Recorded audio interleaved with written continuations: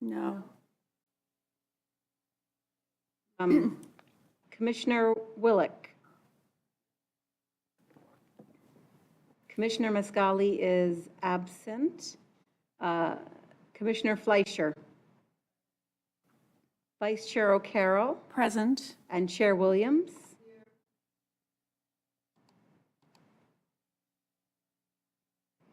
Four members present, one absent.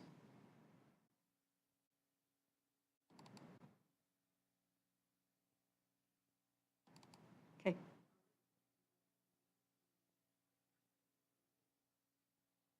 Commissioner Willick to lead us in the Pledge of Allegiance. To the flag of the United States of America and to the republic for which it stands, one nation, under God, indivisible, with liberty and justice for all. Thank you.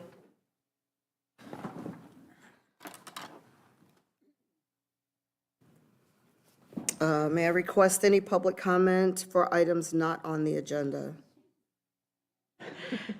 Hello, everyone. Before we get into our official agenda items, business for the evening, we wanted to take this opportunity during public comment to allow for some special guests who would like to say a few words to thank Commissioner Wisnowski-Stalin for her service to the Cultural Affairs Commission. I also have a couple of statements myself that I'd like to read from other colleagues, and before turning things over to the Commission for any remarks you may have. And then Commissioner Wisnowski-Stalin, should you want to address the body, we will hold some time at the end of public comment for you as well. And then hopefully we can pause for a quick moment to take a photo at the dais. If there are any public comments on other matters, however, we would like to hear from those folks first. So.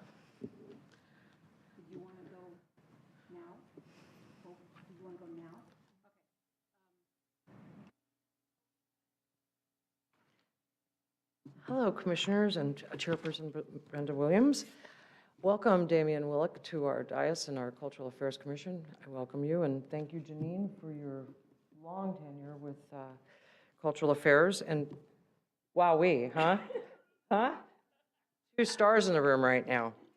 Well, my intention was to come to say, from my heart of hearts, that I was hoping that Katie Krantz's beautiful art that we did throughout the whole city would remain up for a little longer than it was originally planned for. And the good news was, is before I came here today, I found out that it was, and I'm really pleased to hear that because it was such a group collaborative effort, and she did such an amazing job. She came to us 2 different times, and we did it at the Historical Society with so many different people, and the parks and the fiesta. And so I was really very pleased about that. And then secondly, I just wanted to thank you for the support you've given to the Historical Society and to let you know that this coming Tuesday, a week from tonight, at the multipurpose room at the Historical Society, for the first time through my internship that we started 4 years ago at Culver High School, we have 2 of our senior high school graduates that are moving on who have prepared a 100-year history with my father, Dennis, which many of you may know, on the Culver Hotel. And it starts in 1870s with Harry Culver, and it goes all the way up to the Malik family today. We talk about the different times that the little people stayed there. We talk about John Wayne. We talk about Red Skelton and many, many other people that are supposed in lore owned it. But we actually found deeds, and we did some really deep diving into it. So I hope that you will attend and join us on Tuesday night. So thank you again for your service to our city. I really appreciate all that you do.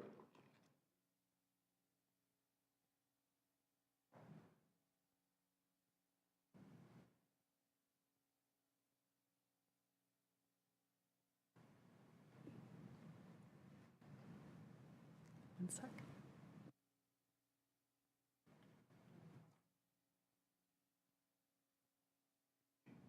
Yeah. Are you not, you're not putting her up now? Well, I mean, Janine's picture. Now, okay. Okay. Jim, would you like to go next?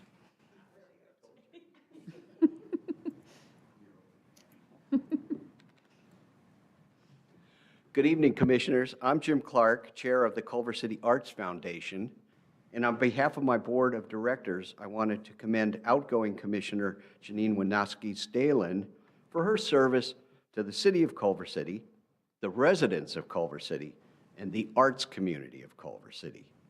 For the past several years, Janine has served on the CAC's Liaison Committee to the Arts Foundation, along with Leora O'Carroll. She has been actively engaged in the foundation, and the relationship between the city and the foundation has been strengthened and better coordinated through her interaction with us. Janine was one of the early proponents of establishing the Laureate program. First, a poet laureate with the naming of Dr. Janet Cameron Holt, and subsequently expanding the program to an artist laureate with Alexi Steele and now Katie Krantz. Janine has also served as an advocate for the foundation with the commission and with city staff. She was a supporter of the forgiveness of our loan with the city, and she has always been open to the foundation's suggestions regarding the commission's work plan. The reconstituting of the Summer Sunset Music Series, the Bill Botts Vets Park and Park Master Plan concepts for art in the park, and a true performing arts center, and the creation of an international arts festival as part of the 2028 Olympics. It is evident from her professional background that she is a true aficionado of the arts in general, and specifically of the arts and culture in Culver City. We are sad to see her termed out on the commission, and it is our hope that the commission will select an equally enthusiastic member to serve alongside Leora as the liaison to the foundation. Right, Damon? While we anticipate great things happening for Janine in the future, we hope that at some point we can attract her to become a member of our board. To pay additional tribute to Janine, I am pleased to announce that we will be honoring her at our annual holiday party on Thursday, December 19th. So circle your calendar, Janine, and be there. Thank you.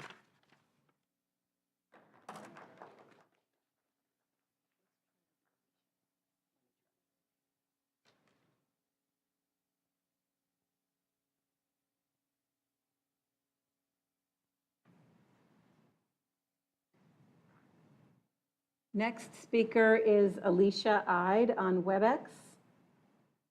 I feel compelled to say, can you hear me? Wait, just a minute. No. No. What am I doing wrong? No.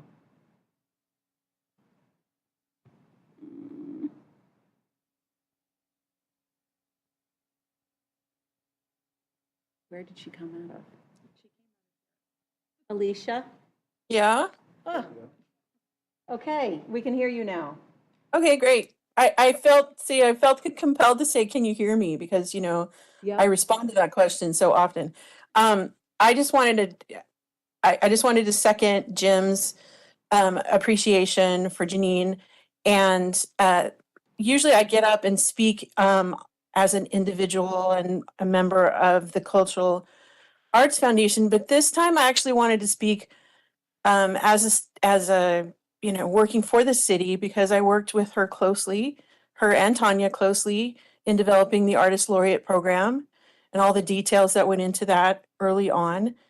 And of course, the performing arts grants process a couple of years. And I just wanted to thank her for her, time and her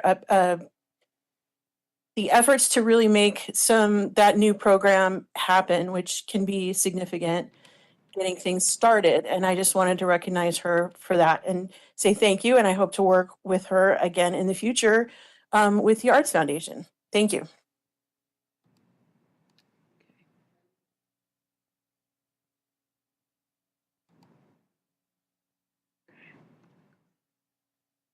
Okay, next speaker is Susan Obrow. And Oh, you're going to go together? Oh, are revisiting our. it's a double act. Susan Obrow and Christine Byers. Feels weird to have our back to Janine. We're going to be talking about you. Yeah. Yeah. Is this okay? Yes. Yes. Good evening, commissioners and staff. I'm Christine Byers, recently retired Cultural Affairs Manager. And I'm Susan Obrow. I manage the Performing Arts Grant Program and other performing arts-related programs and projects from 2005 to 2019. Thank you, Janine, for all you've done for the arts in Culver City these past 8 years. You were a dedicated voice and presence on the commission, focusing primarily on the Performing Arts Grant Program, the Artist Laureate Program, and Culver Arts. All this while raising your kids, working a day job, and running a theater company. You did the homework, asked the questions, and provided thoughtful input every step of the way. The Artist Laureate Program, which was formally launched in 2019, is a reality in part to you and the thoughtful work invested into developing the program guidelines. Culver Arts has been able to flourish since separating from the city, and you left your mark on the MOU that paved the way forward. You were a dedicated attendee and supporter at Culver Arts meetings and events. I still don't know how you fit it all in, Superwoman. I personally am grateful to have had such a smart, knowledgeable, funny partner on many projects over the years. I wish you all the best in your future political, I can say that now, and arts-related pursuits. Thank you. I'm going to switch places with you just so I can see her. Well, first of all, it's good to be back with you tonight. It's such a momentous evening. You have such a robust agenda, and we're so happy to see that. We couldn't resist joining in the farewell to Commissioner Wisnowski-Stalen, who served as a Cultural Affairs Commissioner for a roller coaster 8 years. The city was fortunate that Janine was available to serve during that time, since her expertise in the theater and business management was greatly needed. I had the pleasure of working closely with Janine and Commissioner Fleischer on the Culver City Performing Arts Grant Program. Janine has a wide and deep knowledge of how a theater operates.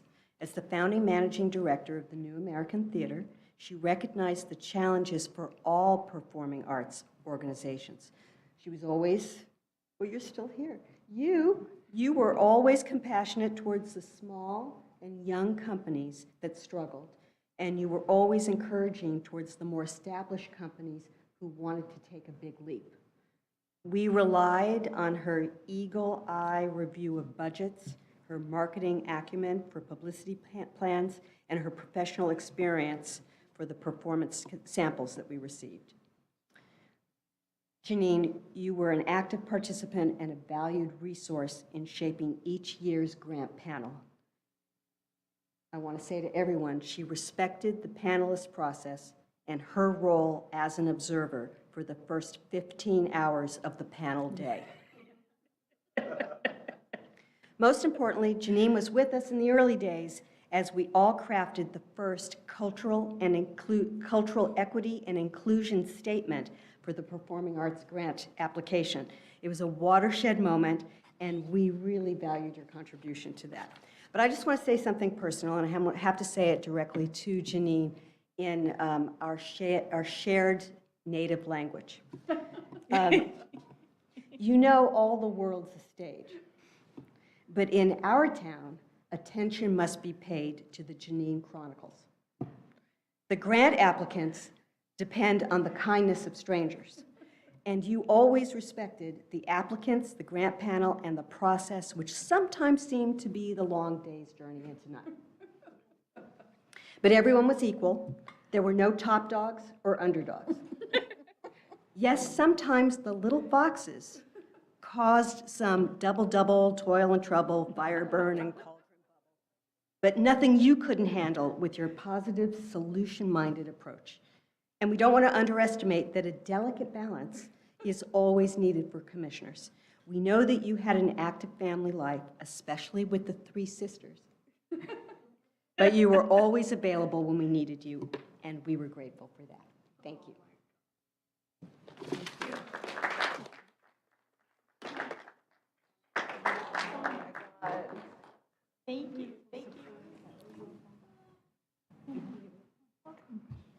I'm really glad that I don't have to follow with my own words. These are the words of other colleagues. This is from Commissioner Mascali.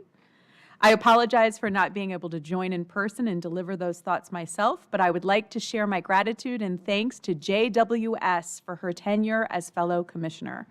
Our overlap in service has been a pleasure, and her consistent, focused questioning during important discussions has always fueled much-needed debate and clarification on many an issue. I look forward to working with her in the future, as I'm sure her path in public service will continue. And if the title JWS sticks, similar to other notable public servants like FDR or JFK, I plan to take full credit during her illustrious political future. Best, Commissioner Mascali. And then another one, Dear Chair and Commissioners, thank you for allowing me to provide comments in recognition of Janine Wisnowski-Stalen. I first met Janine when I assumed the responsibility of overseeing the Cultural Affairs Office. Janine was warm, welcoming, supportive, and helpful to me as I transitioned into my new role.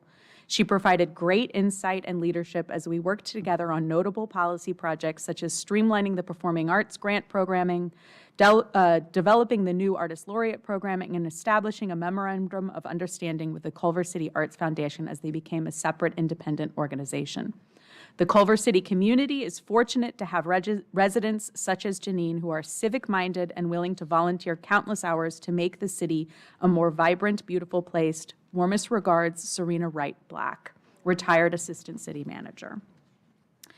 And before I turn it over to the commissioners, I would just like to say that despite overlapping only a few months, I am so grateful to Commissioner Wisnowski-Stalen for her warm welcome and for providing me with so much information about the Commission and the Division of Cultural Affairs, and for her dedicated service and commitment to the arts. Your institutional memory, along with your considered expertise in the field, has been immensely valuable to me, to Lee, to Sam, and we thank you for your service to this Commission. And commissioners, I will say, the floor is yours.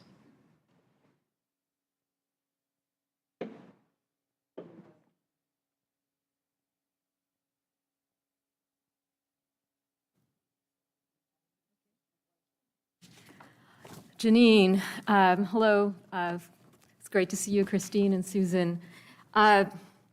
I'm beyond grateful to have had the chance to work with Janine on the Cultural Affairs Commission, and especially in our shared subcommittees. Practically the moment I joined the commission in 2017, Janine welcomed me with open arms and imparted to me a ridiculous amount of knowledge and wisdom about cultural affairs. She took her job as commissioner extremely seriously. I remember being so impressed those first few meetings that she'd come to meetings with these big binders full of meeting notes. It was awesome. And she was always so prepared with smart, insightful questions and comments, and great humor as well. In our shared subcommittees, we accomplished so much, and much of it's due to Janine's vision, leadership, and integrity. She was a force in getting our Artist Laureate program off the ground and getting it to the point it is today. She championed our Performing Arts Grants program, not only supporting our grantees, as you heard from Susan, but also promoting fiscal responsibility. She taught me a lot about being a commissioner and how to best advocate for our shared goals. What some folks may not know is that Janine is responsible for encouraging the creation of the CBC handbook, which she managed to get to the city to accomplish in a very short amount of time. So thank you for that, Janine. I remember after one of my first meetings, Janine and I ran into a few acquaintances out on Culver Boulevard. We mentioned that we'd just come from a commission meeting, but they had no idea the city even had a Cultural Affairs Commission, nor what the commission's role was. We happily told them about it, and Janine lamented, most likely not for the first time, that more people didn't know who we were or what we do. She has since led the drumbeat of getting our commission work into the public consciousness, increasing awareness of our programs and our purpose.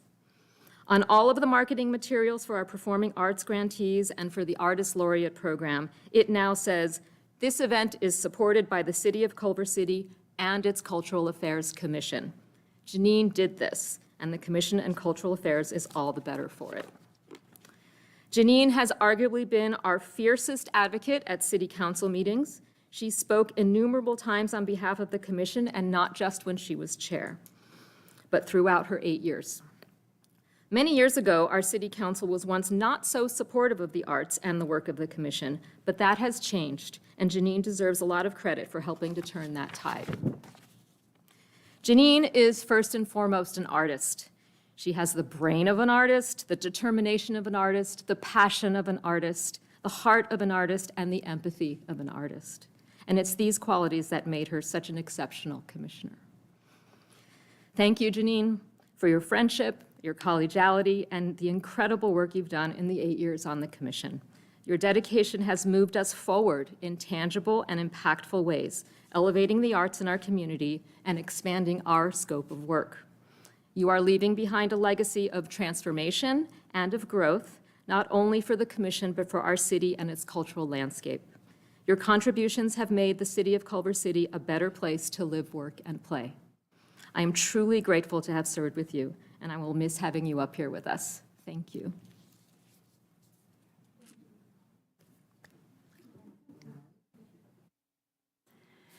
Janine, we are just going to miss you so much. I want to first of all thank you for your commitment and passion for the arts, and I know whatever you do in the future, you will carry that with you. And I also really want to say thank you because there's been so many occasions that you have brought to the attention of the commission issues affecting the arts at the state level that we would not have known about otherwise. And of course, that then impacts the municipal level, and that is something that I'm especially grateful for. And also what Commissioner Fleischer said about speaking on our behalf at many, many council meetings. Thank you so much for that. It has been my personal pleasure to work with you closely with the Culver City Arts Foundation and being so welcoming to me when I first started and giving me the whole backstory. And I also so appreciate all the work you've done on the Performing Arts Grant Subcommittee and the Artist Laureate Subcommittee. And I just also want to say, Christine mentioned you're a funny person. We are going to miss your wit and your humor and your wordplay, as well as everything else you've done. And I just wish you all the best with your future endeavors. And thank you again for all your service.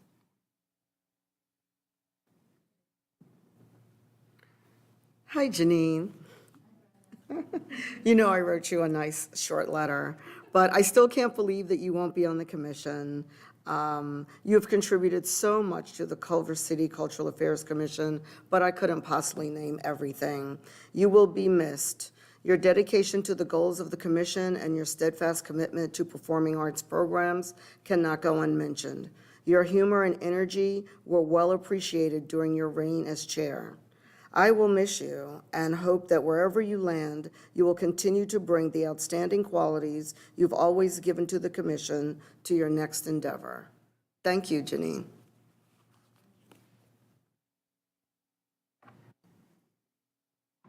Janine, would you like to say anything?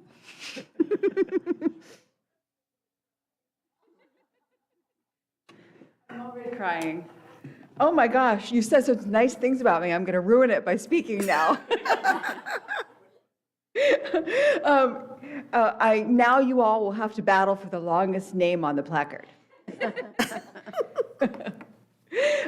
First of all, wow, what a surprise. Thank you two so much for being here, Christine Byers and Susan Obrow. That was a beautiful surprise. Thank you, Jim Clark. Thank you, Hope. Thank you to my family who came. I know what is one of many commission meetings that you came to. Just kidding. So I have a binder here that I'd like to read from. Great. Fantastic. I just want to say good evening and thank you so much for those beautiful words. From the bottom of my heart, I cannot express what that means to me. And the work that you all do is so vital to the city, and I just appreciate you so much. So let me get to my prepared remarks. First of all, I want to welcome Commissioner Willick. Thank you for agreeing to embark on this beautiful endeavor, the Cultural Affairs Commission. And I think in year 3, you will finally understand what we do. But that being said, we have a beautiful staff who's always willing to pick up the phone and help. So please do not, my advice, my outgoing advice, don't be shy to ask them what you don't know, and you're going to have a lot of fun. So I'm really happy that you're up here, and I know you'll be a great part of the team. Thank you so much. So when I thought about what to say tonight, I really struggled because it's hard to find the right words to capture the immense gratitude and honor I feel reflecting on my 8 incredible years as a Cultural Affairs Commissioner for this beautiful city of Culver City. Over the years, I have witnessed firsthand the transformative power of art and culture in our city. I have seen how our collective efforts have not only enriched the lives of our residents, but also fostered a sense of belonging and pride in our community. It's been a privilege to be part of this experience, and I have grown both personally and professionally from the relationships that I've built along the way. In my very short 8 years, we have faced numerous milestones and challenges, and I'm sure that I've missed some, but here's a sample in no particular order, just the highlights. We celebrated Culver City's centennial, a historic moment that brought our community together in pride and reflection with dedicated dance programs and celebration-focused granting. We made the case to our community that art and artists in Culver City's creative sector not only connect hearts and minds, but also bolster our vibrant creative economy, which stands as one of the strongest in California. In fact, workers employed in Culver City's creative industries comprise 14.4% of our workforce, surpassing LA's 10%, highlighting the pivotal role we play in driving innovation, economic growth, and cultural enrichment. We awarded thousands and thousands of dollars to performing arts companies in flush and in lean years to bring a variety of unique and thought-provoking works of dance, theater, and music directly into our community's parks, stages, and public spaces. We approved and disapproved of public art all over our city, sometimes sending projects back to the drawing board, but mostly advocating and supporting exciting projects by world-renowned artists and up-and-coming artists. We worked to untether Culver Arts Foundation and help it launch as a standalone nonprofit organization so that it could flourish, and flourish it has. Right, Jim? Right.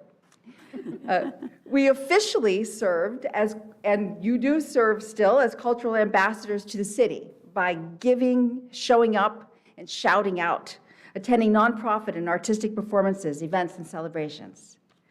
We started the Artist Laureate Program, which I'm very proud of, inviting artists from one of 3 arts discipline categories, fine and visual arts, performing arts, and literary arts, to serve as cultural ambassadors and advocate for the arts within Culver City, spotlighting, and I'm quoting our city website, the important role individual artists play in contributing to a vibrant, equitable, and healthy community, enriching the city's creative economy and positively impacting the quality of life for people of all ages.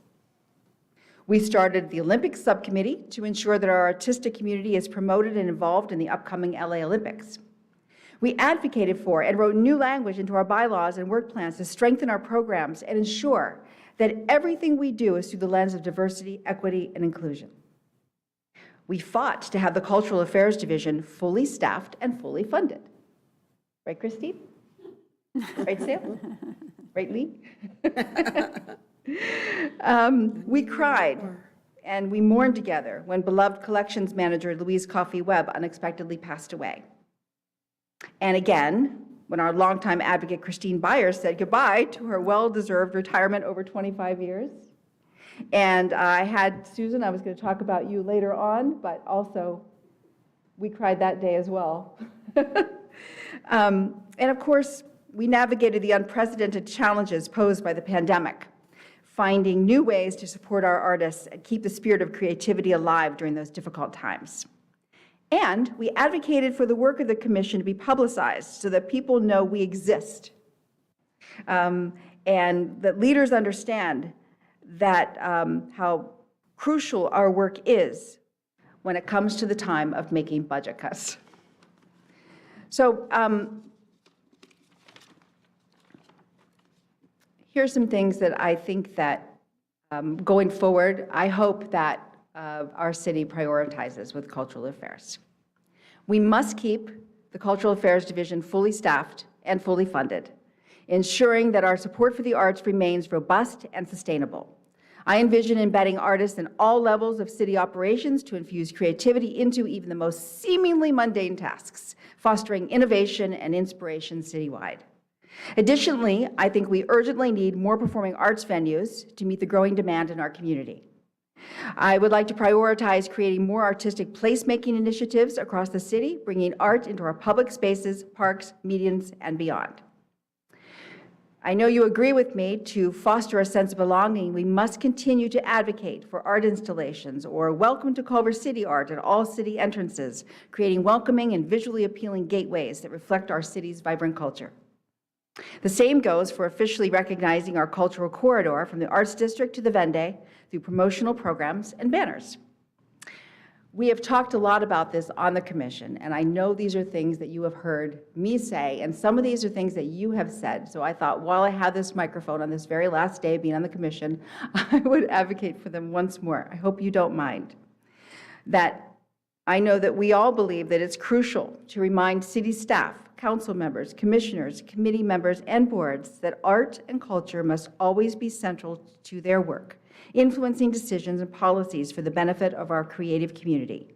To this end, I would like to bring back a city council multi-commission working meeting so that our city council and commissions understand the work we're all doing and find places to intersect. And Jim Clark is sitting behind me. When he was mayor, he had that idea, and I thought it was brilliant. So let's ensure ongoing support and funding for a wide range of arts programs and initiatives, cementing Culver City's reputation as a beacon of artistic excellence and cultural vitality. Continue to work on lessons learned and historic documentation on the work done in subcommittee so that future commissioners and staff can pick up where we left off. We'd like to update the city's cultural plan. I will see you all there. And I would like to continue, and I know you'll join me in advocating that commissions and commissioners appointed continue to be subject matter experts because the city needs our expertise on the work of the commission. And now, thank yous are next.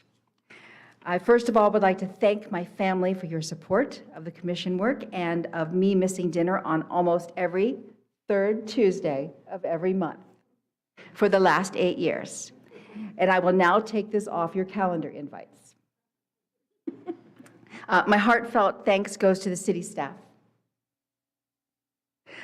Your dedication, hard work, unwavering support have been the backbone of the commission's success.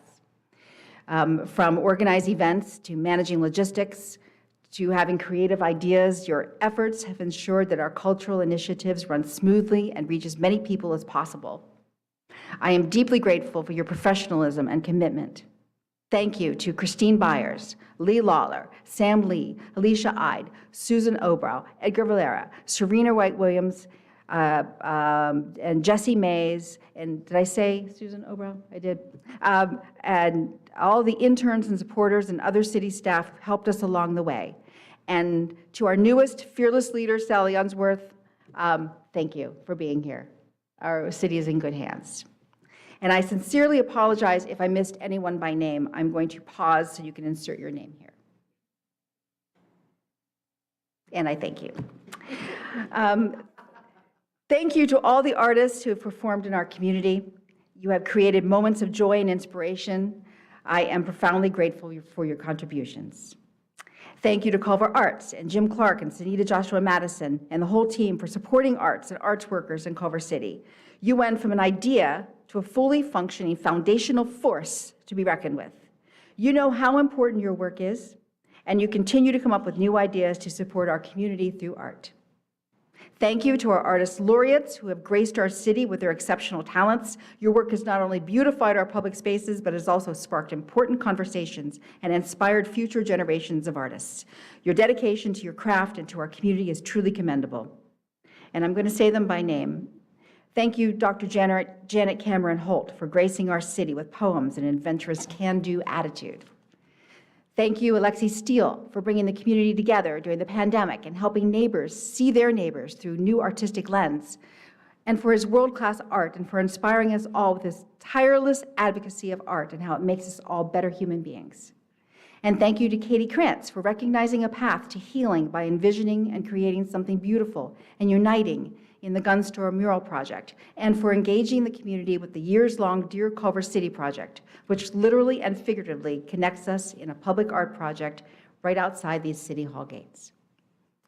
And I would now like to take a moment to extend my deepest gratitude to all the commissioners I've had the privilege of working with over these last 8 years. Their dedication, insights, and unwavering commitment have been instrumental in shaping our cultural landscape. I want to thank and acknowledge past commissioners I serve with, including Len Dichter, Rich Cherry, and Zoltan Pali. And finally, to Commissioners and Chair Brenda Williams, Vice Chair Leora Carroll, Isa Mascali, and Tanya Fleischer. What can I say?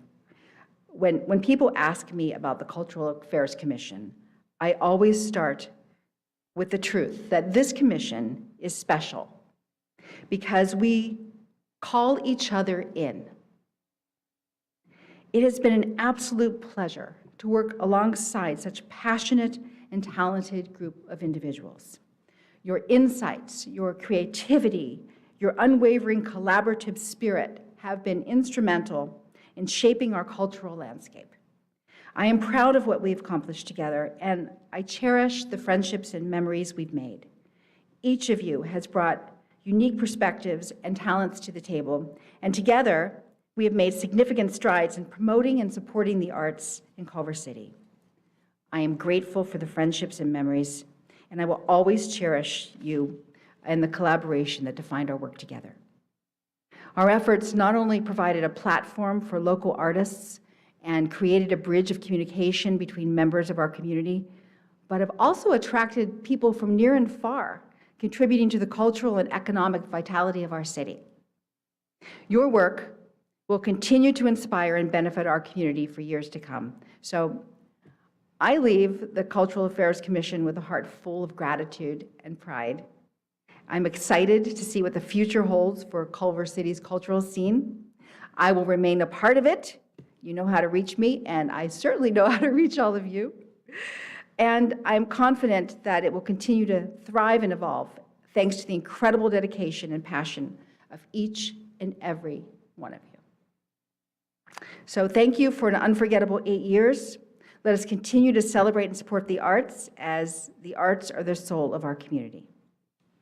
Thank you. I'll see you around town.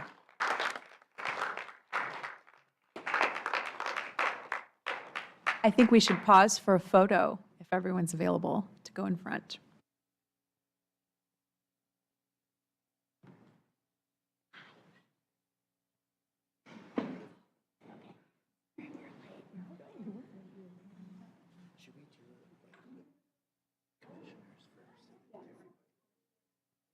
Commissioners and Janine, and then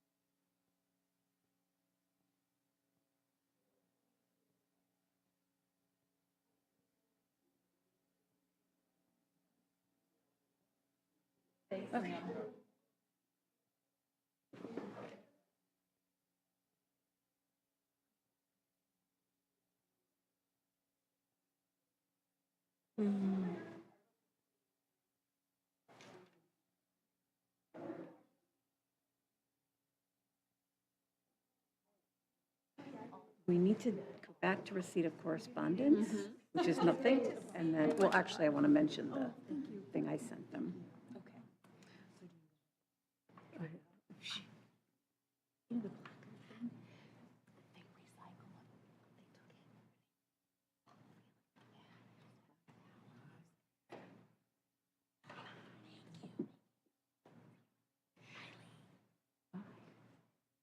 Chair Williams, before we go on to consent calendar, if you could just call the receipt of correspondence, we skipped that one a little bit. And then let me switch out of this. So the next will be receipt of correspondence and then consent calendar.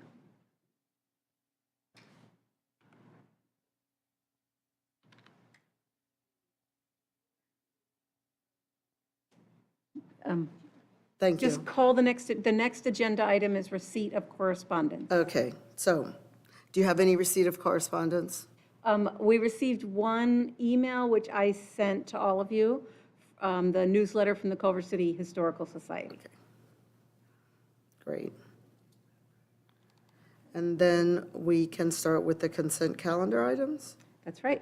Great. So I'd like to start with C1, the approval of the minutes of the special meeting of May 23rd, 2024. Does anybody have any statements, comments, revisions, changes? No? Great. Okay. So does someone want to make a motion to approve the minutes, please? Is it on your screen? Not really. Why can't I start the motion? Okay, I'm going to try one more time. Well, Yes? I do. Yeah. And I just put the motion, but Yeah. you all don't have Does it? anyone else have it? Okay. Okay. So moved by Chair Williams to approve the minutes. And who wants the second? I put your microphone on. On the microphone? I'll second. Seconded by Vice Chair O'Carroll. And one moment, I'll start the vote. Vote. Start voting.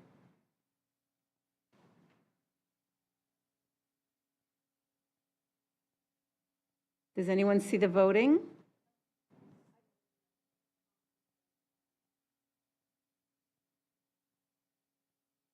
But did you have an option? And you did, Tanya? Yes. Commissioner Fleischer? Okay. Only two, oh. Chair Fleischer? Okay. So Vice Chair O'Carroll, how do you vote? Abstain.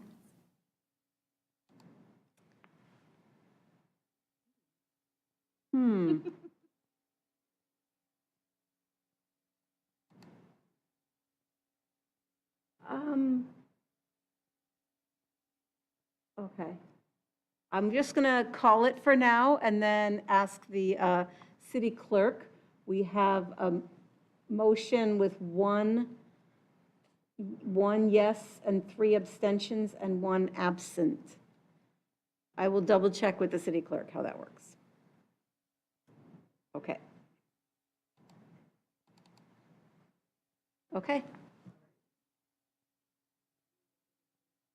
Items, A1, acknowledgement of our newly appointed commission member, Mr. Damon Willick. Commissioner Willick, would you like to say something about yourself and? Well, I just have to say that that was an incredible farewell JWS, and I'm just, I really feel the responsibility of continuing her good work, and I hope that my background in art history and education, and my interest in the contemporary art scene brings something to the community as well as to the commission, and I really look forward to working with all of you. Thank you. Sure. Commissioner Willick, I just want to give a big welcome to you, and we are so grateful that you are on the commission. And I know Janine mentioned subject matter experts, and that is exactly what you are. And I know you're a 20-year art history professor at Loyola Marymount University, and you got your PhD in art history from UCLA. And really, we are so grateful that we have you on board, and just a big welcome.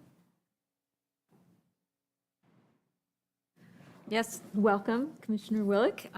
We actually work in the same courtyard, but we don't cross paths.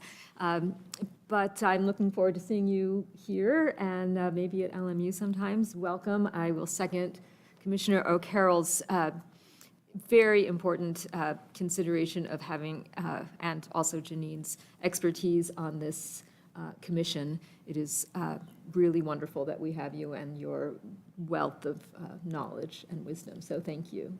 Look forward to serving with you. And I'll add my welcome. I'm really happy to have another person who's very interested in art and has a background in history. So that will really help round out the commission for all our subcommittees. And it's great to have you on board.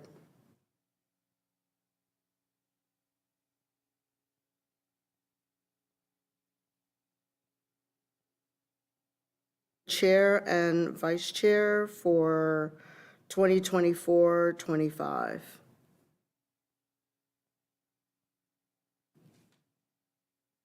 Okay, I'm going to start.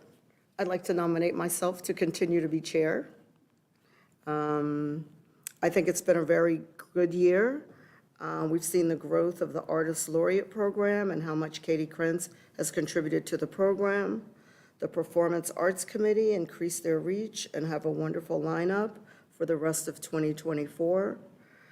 Also under my watch, the Public Arts Program is in the process of completing our municipal codes, and we've red-lit numerous projects that will be installed in the coming months and the following year.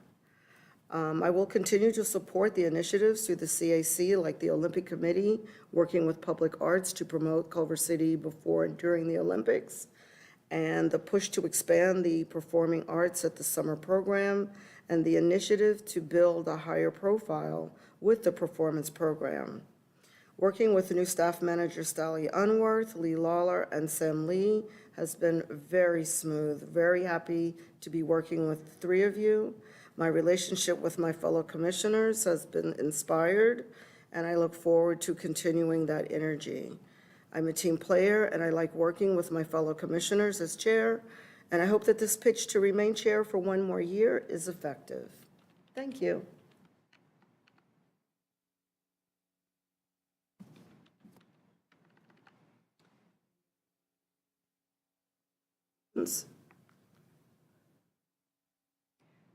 Would anybody like to make a motion?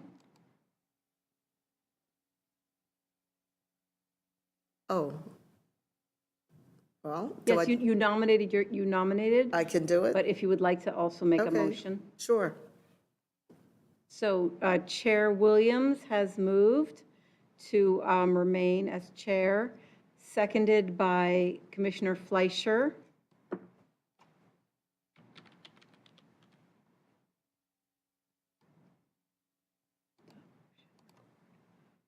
And please vote now if you have on your screen. If not, I'll call them.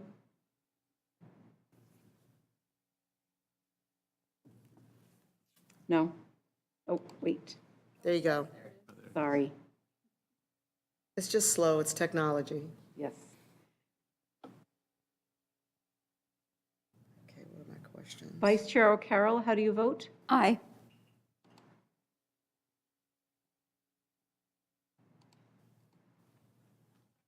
The motion passes with 4 ayes. And now we can discuss the vice chair.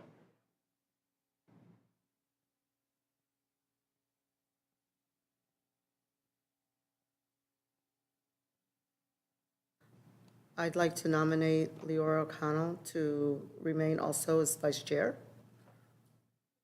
Oh, Carol, sorry. I'm going to get it one of these years.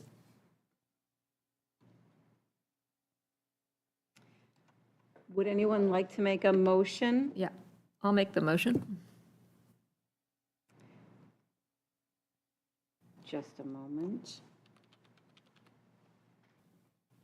So moved by Commissioner Fleischer that, that Vice Chair O'Carroll remain as the vice chair for the next fiscal year, seconded by Commissioner Willick. So vote, start voting. Please vote now on your screens. Vice Chair O'Carroll, how do you vote? Aye. The motion passes with 4 ayes.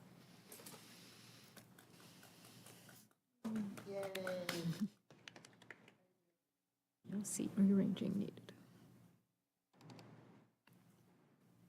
Are we ready for action item 2, which is the dissolution and creation of subcommittees to reflect the fiscal year 2024-2025 Cultural Affairs Work Plan?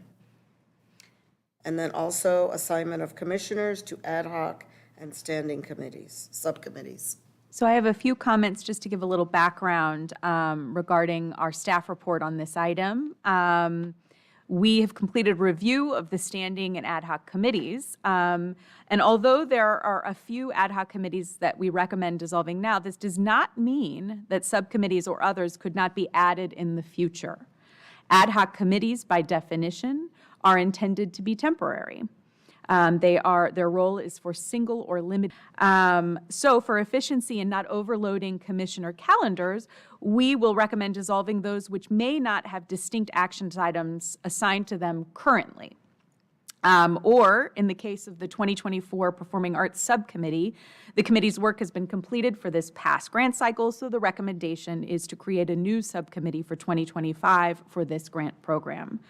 Items such as Fiesta La Bayona and Art in Vacant Storefronts, we felt these committees might be better added later in the year if and when the work of the commission merits forming a subcommittee to advise on these activities and programs.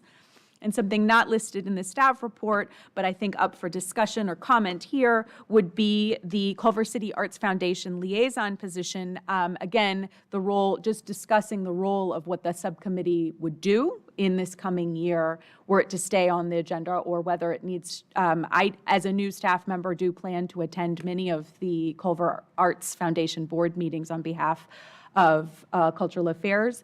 I welcome comments and discussion on what that committee's goals would be were it to stay on as a subcommittee as well, so that we can have more distinct purpose there outlined. So I will open this up to you.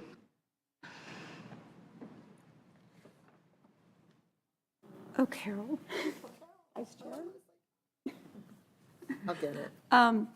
I think the Culver City Arts Foundation subcommittee is important to keep, and perhaps Jim would also like to comment on it. But first of all, the Culver City Arts Foundation is extremely important to the commission, and they do a brilliant job with fundraising and giving so many grants. And we do work together and coordinate in terms of all sorts of their activities, and we have a committed goal of, promoting the arts in Culver City, and I just think it would be of no purpose to dissolve that subcommittee. I just want to clarify that the reason for dissolution wasn't to in any way diminish that relationship, but rather my understanding was that one of the goals of the previous subcommittee was attendance of the board meetings. And so that was the consideration of what the goal would be for the committee. And if it's a distinct goal that we have an action item for, then absolutely, I'm not advocating in any way to dissolve, but rather to define. Okay, what Commissioner Wisnowski-Stalin, myself, and Chair Jim Clark discussed was rather than attending monthly board meetings, we would have quarterly meetings with the board, or at least with the chair and the vice chair, to review everything that's going on. Excellent. Thank you for that clarification. So I'm just going to put something out there, and I would love to hear Jim's reaction to this as well. I know that the city council has, what do they call them? I wrote it down, non-city bodies, and they're appointed, they appoint one city council member for that. And, you know, we have turned Culver Arts in, or they've turned themselves into a non-city body. And I'm wondering if one representative might suffice to attend these quarterly meetings rather than two, especially Sally, if you're planning to be there as well. I think we would be very well represented and very well connected. But of course, I'm in total support of continuing the subcommittee if that's what the commission wants. I just thought I'd throw that out there as a possible way to continue this relationship in a very strong and powerful way.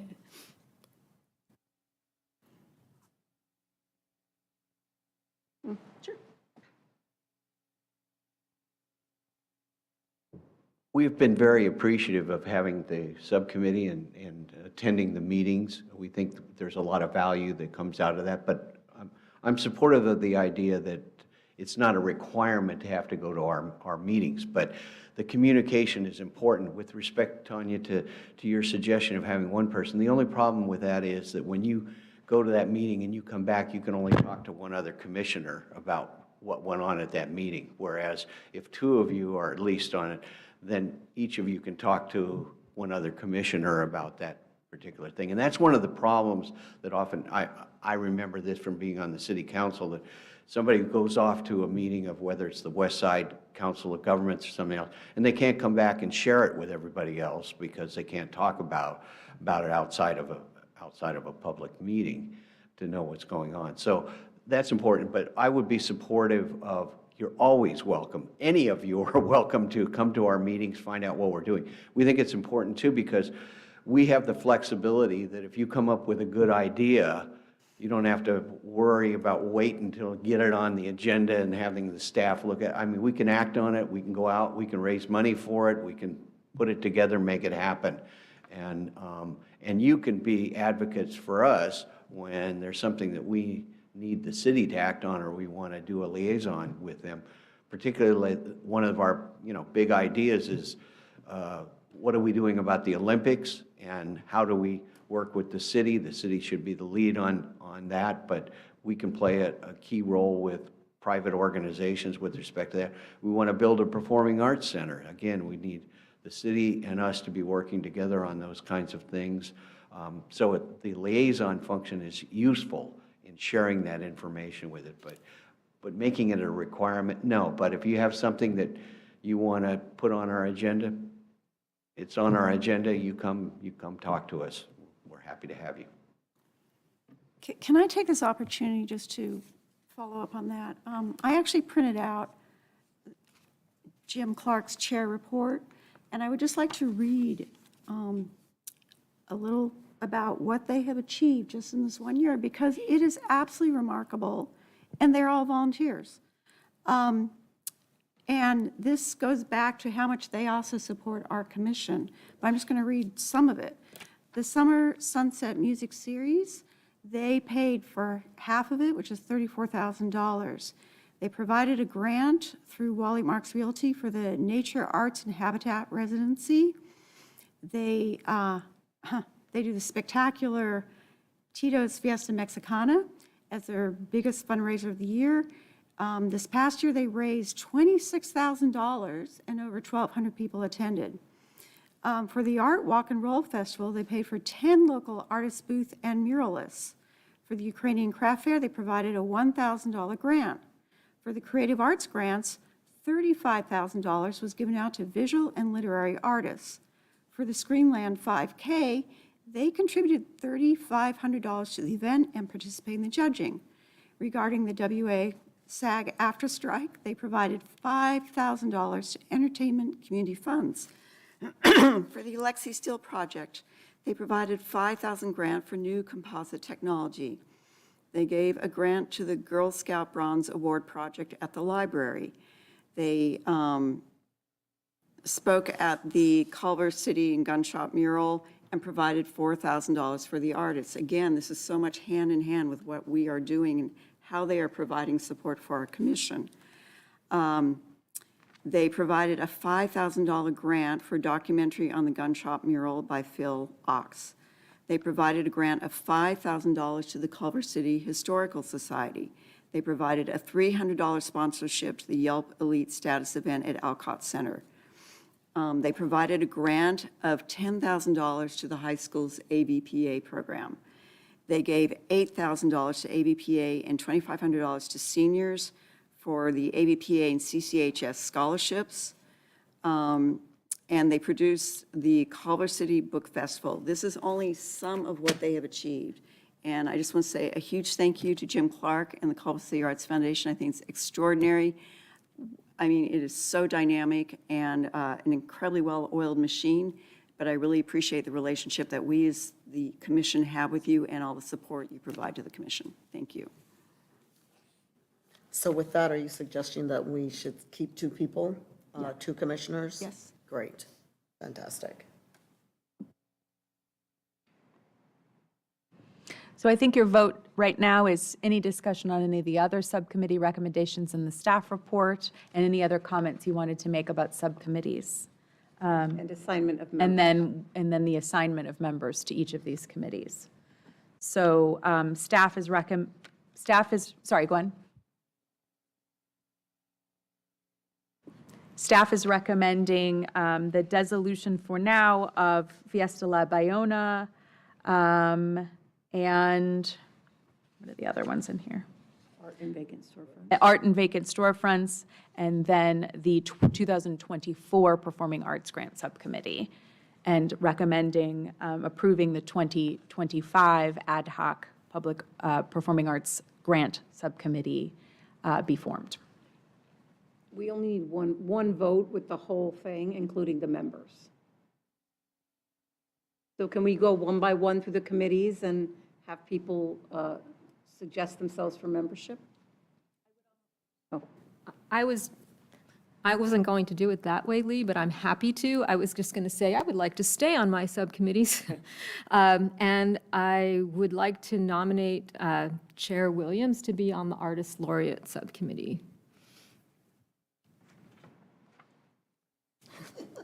I'd also like to, we received correspondence from Commissioner Mascali, and he would also like to stay on his committees, so he expressed that to us over email.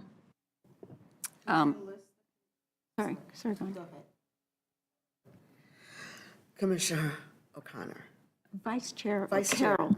Okay, I'm not going to, I'm just going to call you Leora.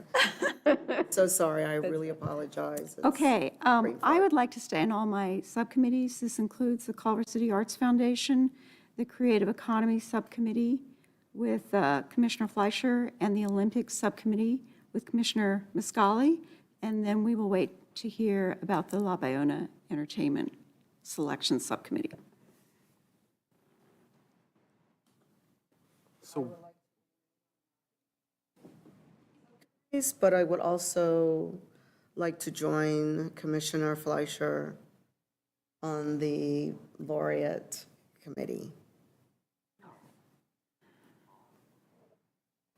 so what does that leave? Oh, I can, Okay. one moment. Yes. I'm so sorry, I want to restate. I want to remain on the Public Arts Subcommittee. I can pass this time on the Historical Society and replace that with being on the Poet Laureate Committee. Thank you. So, assuming you want to accept Commissioner Mascali's email, the Public Arts Subcommittee would be Chair Williams and Commissioner Mascali, yes?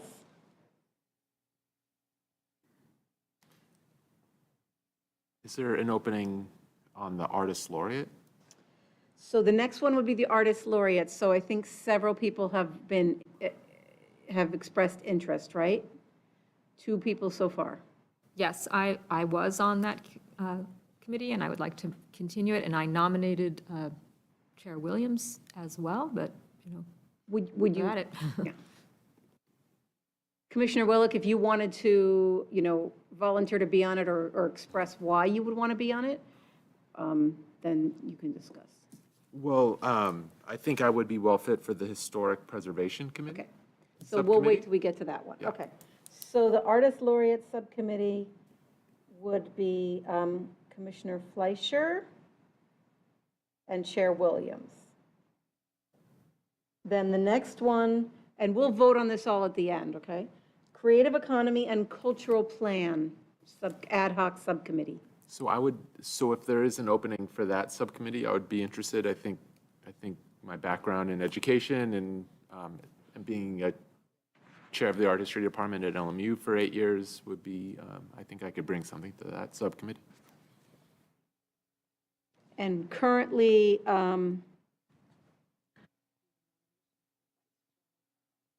okay, a nomination. You have to say that, please. What did you say? Oh, previously? She said she would like. Okay. So, With me. so 3 people are interested in that, in serving on that subcommittee.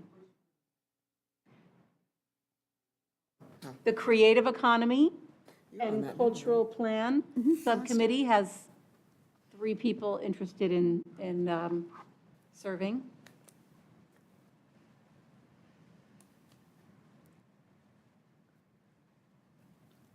So I would like to remain on that committee, especially because we're hoping to get a start on the cultural plan, which I'm very interested in. I've been waiting for years to do that, so I would very much like to remain on that committee. Sorry, I too would really like to remain on the Creative Economy Subcommittee.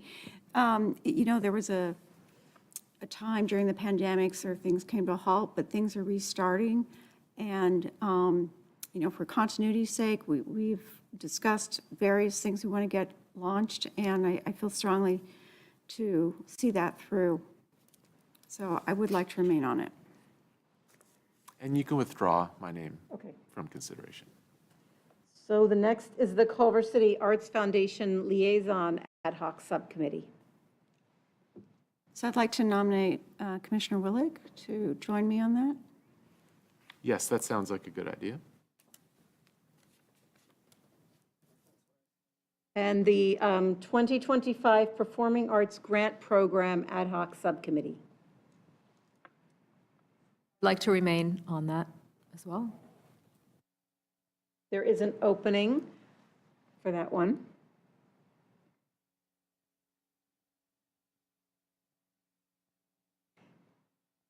Can you guys discuss on the microphones, please?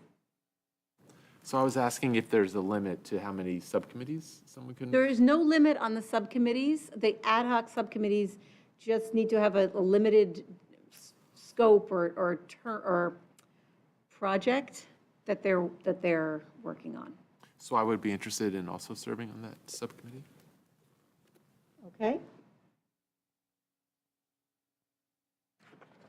Next would be the Historic Preservation Ordinance and Program Update Ad hoc Subcommittee.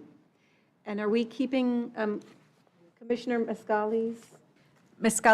Commissioner Mascali didn't necessarily put that in his email, but he did say he'd like to stay on the same committees. And then we also have Commissioner Willick has expressed interest in that committee. So currently, Commissioner Mascali.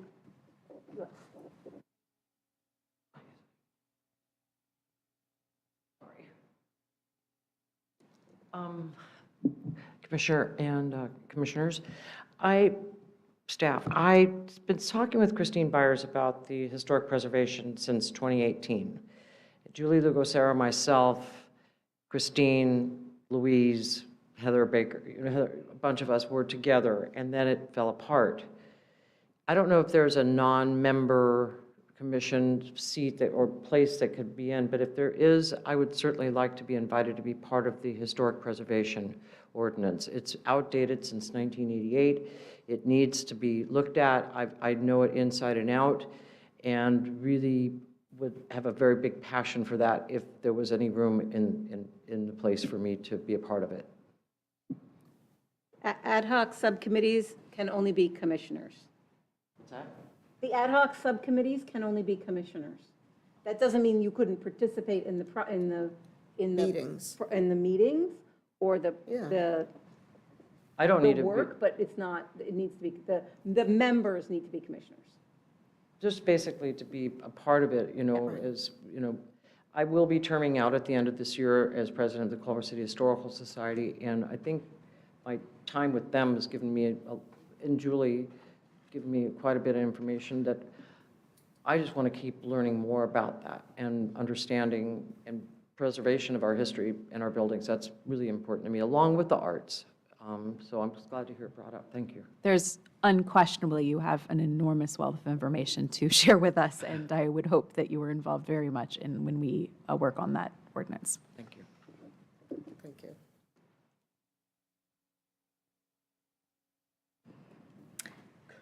Currently, Commissioner Fleischer is assigned to 3 committees, 3 subcommittees. Chair Williams has 2, right? So far? She has 3 with public art, if you're only doing ad hoc. No, I'm counting public art. So oh, no, I'm sorry, 2, because we're dissolving the art and vacant storefront, sorry. Right, and then Vice Chair O'Carroll is currently on 2 No, I'm on 3. already.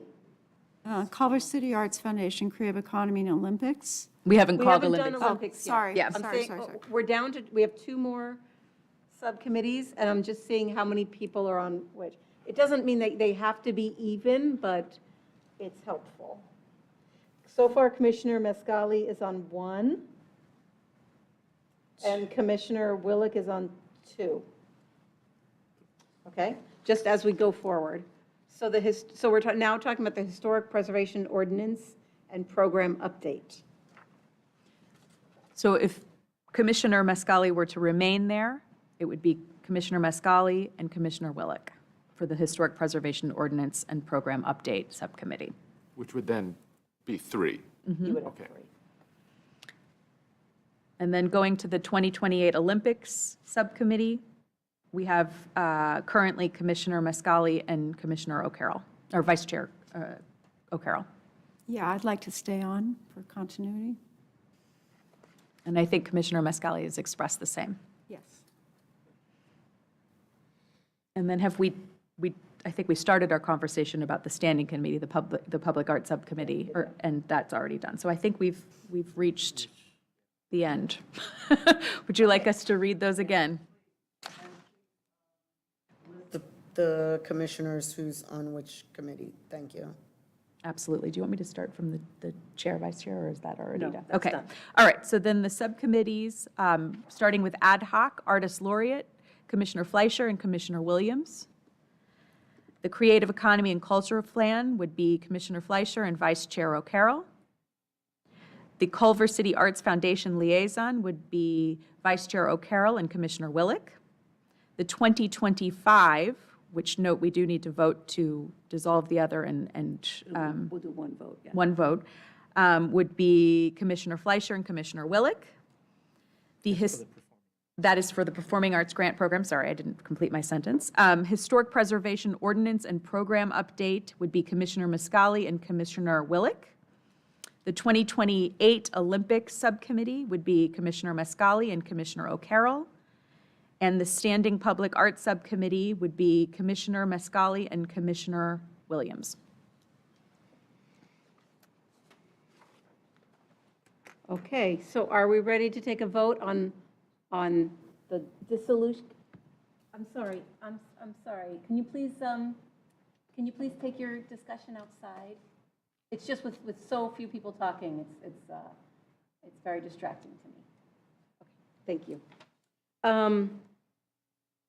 So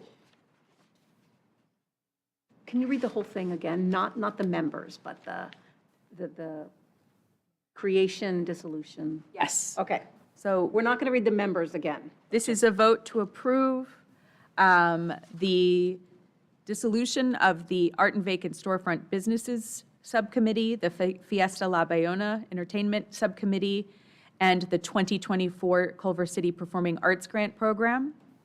It's a vote to approve the creation of the 2025 Culver City Performing Arts Grant Program, as well as assign commissioners, as noted previously, to the Artist Laureate Subcommittee, Ad Hoc, the Creative Economy and Culture Plan Ad Hoc Subcommittee, the Culver City Arts Foundation Liaison Ad Hoc Subcommittee, the newly formed 2025 Culver City Performing Arts Grant Program Subcommittee Ad Hoc, the Ad Hoc Historic Preservation Ordinance and Program Update, the Ad Hoc 2028 Olympics Subcommittee, and the Standing Public Art Subcommittee.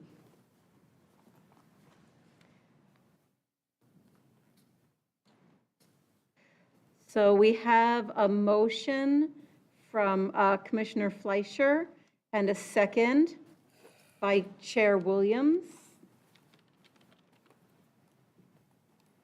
And I'm going to stop the motion record. Okay, and now please start voting. Sorry. Vice Chair O'Carroll, how do you vote? Aye.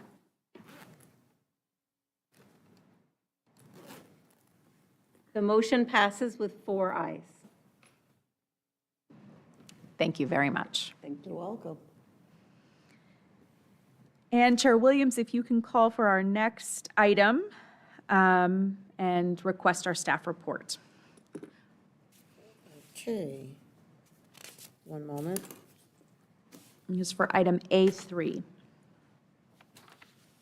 Item A3, consideration of proposal from Artist Laureate Katie Krantz regarding Phase 2 of temporary art project at 11029 Washington Boulevard.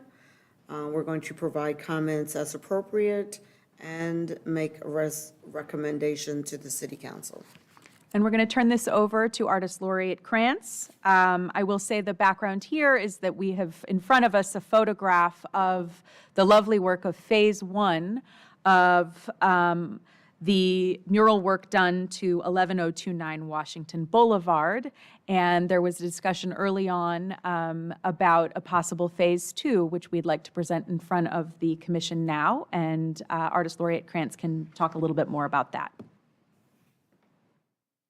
Hi, commissioners. I'm so sorry I'm not with you in person.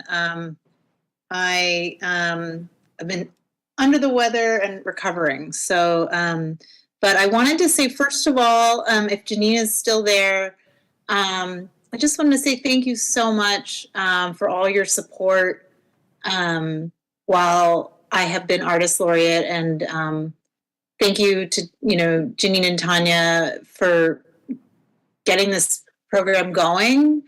And I've really always felt Janine's, advocacy and allyship, during this time. So thank you. And yeah, so I'm going to just talk a little bit about the Phase 2. I'm just going to talk about the art activation that I'm proposing. There's interest in the community from various groups, including folks at La Bayona, folks at the mosque, local businesses, in creating a community celebration there. But what I'm going to talk about tonight is really just the art activation, which could be done at the event. But I felt like I could speak the most about the art part of it. And so what you're seeing hopefully on the screen is the building as it is now.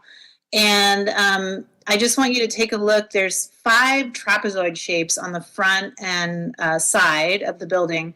And so what I'm proposing is filling these in with salvaged tile and glass mosaics. And the mosaics would complement the existing color scheme and design. Right now, I don't have the design done, but I am imagining something fairly simple with a limited color palette, that works with the color palette that's there in the paint. So it would be something that would be pretty, I don't imagine it being like very busy from a distance. All the detail and variation would be something you would see when you got up close and were walking by. So this idea is important to me for a couple of reasons, but mainly because the community engagement I did during the painting portion of the project, I felt like the painting would just kind of capture like the tip of the iceberg. And there were just so many good ideas generated by the community. For instance, parents at La Bayona Elementary, when they were polled, they really liked the idea of having the word peace translated into multiple languages. And they actually did the work of getting the word peace translated into the top 10 languages spoken at the school. And I would love to include these translations in the piece. I just couldn't fit them in. It just didn't work formally with the painting, phase. So, and another thing I would love to include is a small memorial to Lori Escalera's brother, who, as I spoke about at the meeting where I first presented this project, he tragically took his life in front of the store. So those are two things for sure I would like to include, but, I'm imagining it being a community project. I really like the idea of community involvement happening in different ways. So I like the idea of collecting fragments from the community, of pottery and glass fragments, maybe even like small figurines that people have, and then using those fragments and shards in the mosaic. And I feel like, La Bayona would be a great partner in doing some kind of collection like this. But maybe there's other, ways to partner to collect these fragments. And then if there is some kind of event, I could set up a table where people make a small tile and then use that in the design. If they make something, then there's the opportunity to envision, like, what do they imagine this space becoming? I think it could be a cool opportunity to get people to think more about, just kind of an envisioning project. And then I kind of imagine, I've met with a mosaic artist who's local, who's interested in helping. And I love the idea of working in small groups to actually install the mosaics. So working with her, maybe working with some AVPA students, maybe putting out a call and saying, if you're interested in learning this technique, I could use your help. But really opening it up, so it's, we could work together actually on the installation. And then lastly, I just want to say, installation could happen in two ways. We could install the mosaics on cement backer boards that could be removed if desired. So if the building is demolished, they could be taken down. But I need to determine what's behind those stucco shapes and see if it's something that actually can be bolted to, if there's anything there, or if it's just like their windows, or what are they? And then the other option is just installing directly onto the stucco, which is a lot less work, but then it can't be removed. So something to consider. I'd also be a little hesitant to put in all the work if we didn't really have any idea of where the work would land afterwards. So I don't know. I mean, I know it would be, I could present it as a temporary project, as I did with the painting. Okay, so those are my thoughts. I'd love to hear your thoughts. Thank you, Katie. That's a very interesting idea. I like your idea, but it seems like you need to do a little bit more research about, like, whether you want the piece, whether the piece would remain or not remain, what the actual design would look like. I mean, if your first idea was to use the word peace in the 10 languages spoken, the top 10 languages spoken in Culver City or at that specific school, and then you switch to maybe mosaics that would incorporate toys and other objects. So like maybe choose one and flesh it out and then bring it back to us. But I do like the idea of your wanting to activate the space and your idea, in case it's temporary, if you can use that wall space so that the work could be saved or stored for a later time. Those are my comments. And this is Commissioner Williams.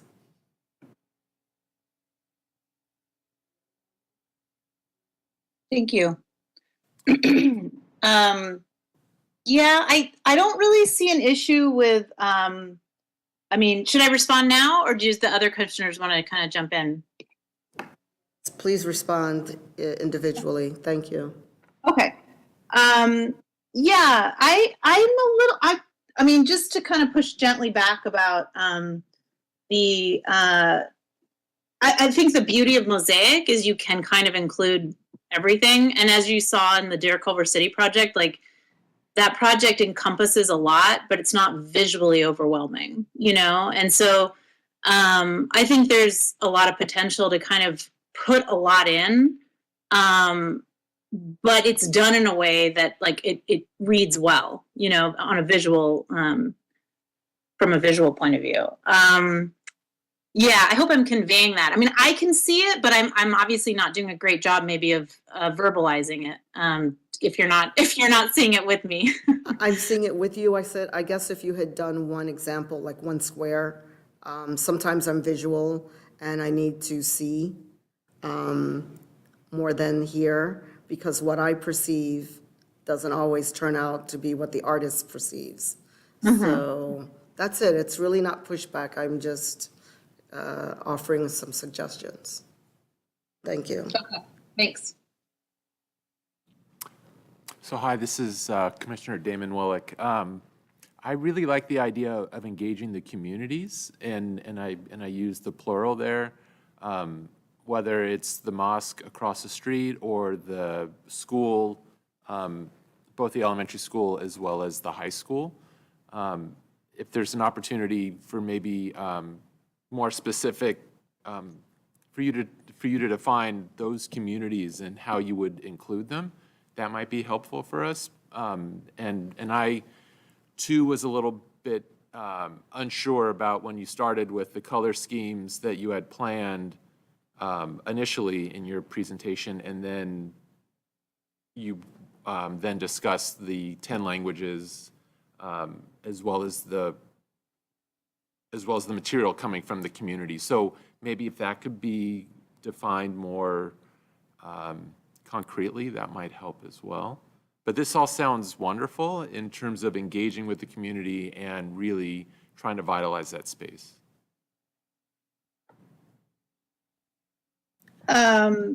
Yeah, sorry. I like I said, I got COVID, you guys, and I'm like definitely not at 100%. So I'm trying my best to kind of you know, convey this idea. Yeah, I do want to say, I know it's really nice to meet you, Commissioner, and I, you know, want to give you a little background. You know, I worked on the gun store project starting last December and really made a point at that point to start building relationships with different entities in the neighborhood. So met with folks, you know, board members at the mosque, was invited to their Ramadan, collected like their feedback. The whole idea being like, I wanted the words that were chosen that are on the building to reflect what the community wanted. And I did a poll at La Bayona, the elementary school, and I went door to door and I interviewed people in the local businesses. And so I feel like I guess what I felt like was that people had so many ideas, and I want to be able to like include more of their ideas, you know? And I feel like there's a way to do that by activating those trapezoids. And since my background's in ceramics, you know, Mosaic feels like kind of a natural, you know, kind of a natural way to do that. Yeah, I'm hoping that helps a little bit. Yes, it does. Thank you. Okay.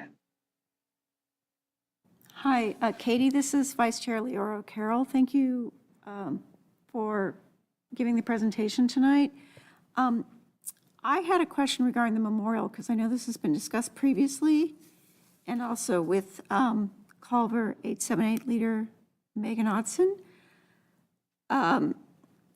I understood the memorial was, it's obviously a very tricky situation, but I understood the memorial was going to be something to address all victims of gun violence in Culver City rather than one individual. I mean, we could certainly do that. We could definitely do that. I don't, and I think the Mosaic might be a good place to do that because it's, I don't know, like, I'm just referencing again to like the Dear Culver City project, but if I wanted to write something out as a tribute, there's a way to do that, with the letter stamps and make tiles that, reference that. I just wanted to specifically also reference, Laurie Escalera's brother because his, what happened to him is so directly related to the store. He went into the store and he used a gun that he bought in the store. I think it's a pretty, I think I would feel, I feel like, it's pretty important to mention him. It was a long time ago. I think I don't remember if it was the late 60s or the early 70s, but, I think, I think it's important to mention him by name. And I had checked in with Lori. Unfortunately, has a very busy summer, and I don't know, in what capacity she would be able to. Initially, she had wanted to collaborate on something, but even just putting something up that just has his name and a little bit about him, I think would be something important to do. Yeah, I hear you, and I'm aware of that tragedy. I just think if we're going to mention anyone by name, we need to acknowledge all the victims of gun violence in Culver City. Yeah. Otherwise, I think I just think it needs to be that inclusive. Yeah. Yeah. Do you think it would work to, have an acknowledgement of victims of gun violence in Culver City and also mention him by name? Or do you think we need to mention? I think that's something, I think you could either have a list of all the names, maybe. It's a tricky thing, and then how far back do you want to go? I think that's a conversation that's worth including Megan Odson on, and I'm sure she'd have some really good ideas there too. Yeah. Yeah. I mean, I've been in conversation with Megan throughout the entire project, so for sure. Yeah. Yeah. Okay, thank you so much, Katie. Sure. Hi, Katie, it's Tanya. Hey. Thank you for this. I have a couple of comments. First of all, am I right that you're envisioning this in conjunction, so the actual art making in conjunction with some kind of event at the gun store, right? Or you're only talking about the art because of, that's what we're focusing on. Is that correct? I just want to be clear. Yeah. Okay. I mean, that was sort of, because I don't know. I mean, what I had initially envisioned was a community celebration that, could entail that could happen in the parking lot, that could happen, could be, have food trucks and maybe a DJ and really a party. I mean, that's what folks were asking for. They wanted like a way to come together. But that's a bit beyond my scope of expertise. So that I'm more talking about the art project because what I imagined was working on this project, maybe not doing the installation at the event because I feel like that might be it's just too crazy to do an installation like during an event. But we could do, we could do tile making, we could do something at the event that would go towards the mosaics, if that makes sense. Right, so essentially you're doing a community art project during this event, right? Is that what you're envisioning?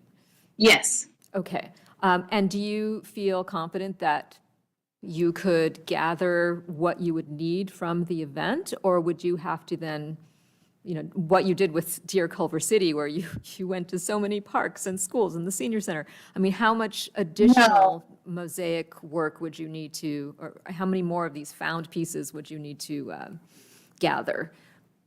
Just an average percentage of that. So I'm not imagining it being like what I did for Dear Culver City. And part of that is because it's so laborious. And as we know, the building is most likely going to get torn down. So I'm imagining something, really using mostly salvaged materials, and I have a lot of tile from old projects that I could contribute. I'm not, like this mosaic artist I'm working with has material to work with. So I'm more thinking salvage material, but with elements of, elements of community-made tile. So not like the majority of the pieces. Okay, so that's starting to come into focus for me. I'm going to say a couple things just in support of Katie. I mean, she's an artist. She has an artistic process. All of us who are artists have an artistic process, and we saw that with Dear Culver City. We saw that with this incredible mural. It takes time to work things out for all of us, and I think she's still in that process. And I do think that one of Katie's superpowers, I mean, maybe she has a lot of superpowers, but the one superpower is she is so great about taking work by the community and turning it into an incredibly gorgeous piece of art. I mean, you just need to go and see the Dear Culver City project. And I'll just quickly say that as I was walking in this evening, the light hit it in such a way. It was really stunning, and it struck me again just how special that piece is. And I can't remember now, was it Hope or who said that she wished that the project could be up for longer? I think we've extended it to December, but I don't see why we can't just keep it there in perpetuity. But, I'm not an art installer, but I think that's a great idea. Anyway, back to this project. So I have great confidence in Katie to create something, put on some kind of did you say cement backing, Katie, or some kind of put on some kind of did you say cement backing, Katie, or some kind of board like backing? a cement backer. Because perhaps if the building is torn down, those could be used as art inside the building. So that's just something to think about, especially with all the work that it's going to take, because it's going to take hours and hours and hours of work. So I'm in support of this project. I'm seeing it a little more clearly now that you've explained that, so thank you. And is it our intention to approve Katie's portion of this, but not necessarily any event that goes around this? Is that? That's correct. The portion that you're approving tonight is the actual community art making portion and the expenses assigned to that. I would also note that I'm hearing commissioners discuss the potential content in terms of memorializing involved with there. And so there could be a comment that either a subcommittee or that we stay general to the purpose of themes here. And stay away from an individual memorial, which I would also concur with in terms of the installation content, but that leave the artistic vision up to Artist Laureate Krantz. And may I ask, what was the budget for this? We have in our staff report, it was, after speaking to Katie, that it would be somewhere between $2,000 and $4,000, so not a substantial amount of money to do this portion of the project. Thank you. And where do the funds come from? The temporary art budget line, and we do have a budget for this in our approved 2024-25 budget. And can I just maybe recommend looking at, I think it's Estrada Courts and Ramona Gardens have murals. So this is in Boyle Heights, and those murals were produced by by the community, and they are oftentimes, so I think there are more than 30 murals there, and some of the murals are memorials for fallen local residents that maybe pictures a particular resident, but it's a memorial for the entire community. So I think that there are precedents for an artist to particularize the memorial for a specific person as well as for the broader community. So, you know, there are those examples.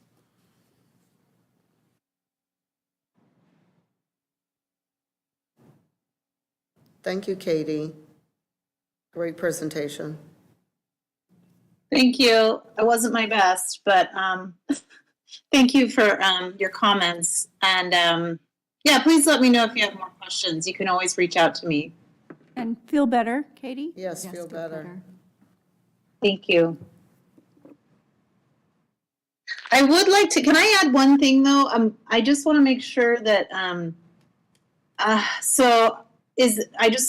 if this gets voted on, yeah, I do feel like I would like to not just shut the door on a memorial for Lori's brother. It does not have to be a massive thing, but I just, she's a part of the community, or she was, and I don't know. I mean, I also could put a call out that, says if you, are a victim of gun violence, like, please contact me and we can, I just feel like I don't want to just shut that door. I think she'll be personal. I feel like it's appropriate personally. And I also feel like, I think she will feel hurt. So, and feel slighted. You know what I mean? Yeah, Katie, I don't think you need to shut the door. And in fact, Commissioner Willick was just talking about an example that sort of honored individuals in the community. My concern would be offending other families of victims of gun violence and then wondering why they weren't included. And so I think it does need to be comprehensive. We're a small town, and I think it does need to include anyone and everyone that we have names of that were victims of gun violence. I really do think that's important. And that's not to shut the door on Lori Escalera's brother in any way, but I don't want to, omit all these other important names. Yeah. I agree. I mean, I will, of course, I mean, like, it should be as inclusive as it can be. And I'm all for that. I think it's a matter of, families would need to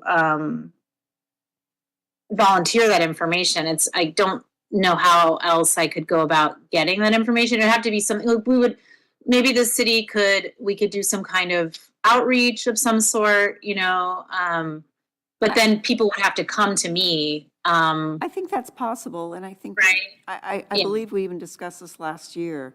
But I do think maybe the city can help with that outreach, and also Culver 878 could probably help too. Yes, you're right. Yeah.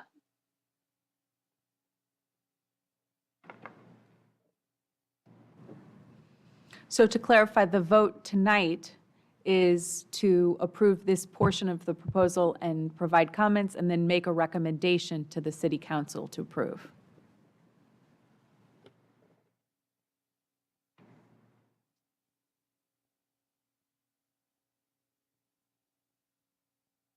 So do we all feel ready to make the recommendation to the city council?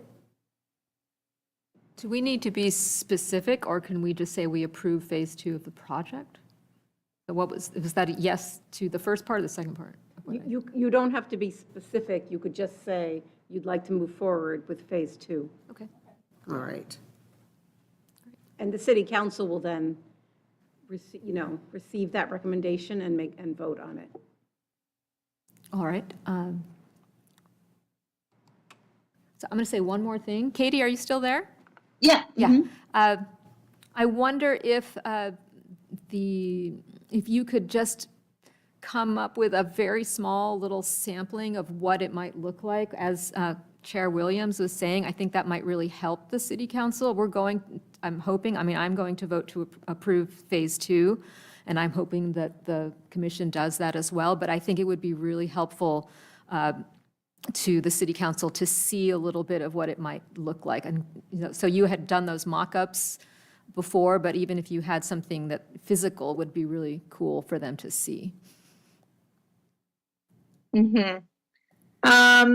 Yeah, I mean, I could show, yeah, I can do that. I know having a visual is very helpful. Yeah. Yeah, I think I can. How big were you envisioning? Yeah, go ahead. Katie, we were thinking, well, I was thinking, like, just give us an example of 1 square of what you're thinking about. And I don't know how you incorporate the memorial in that. I don't know if that's a part of the, what's the shape? Yeah, trapezoid. I don't know if the memorial fits in there, but just something that's, Yeah. Well, I have past just one work. square. Yeah. I have, past work. I could also show like my past mural work that's very similar to this, and people might be able to get an idea through that. That might work. That sounds great. Okay. Because we're going to be showing it to people whose backgrounds in art might be not conceptual, and them trying to figure out what you're saying might be more difficult.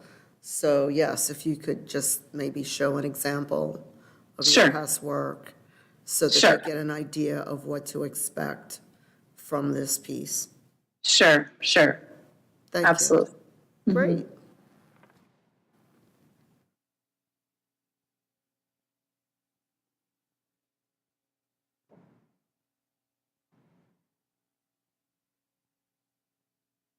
Would somebody like to make a motion to I think they did. make a recommendation to the Done. city council? Do we have, well, we need one person to make the motion. It's already done. It's not already showing. grayed out. Yeah. It's already grayed out. Yes. Hold on, I'm going to It try wasn't again. before. Now? Yes, okay. Okay.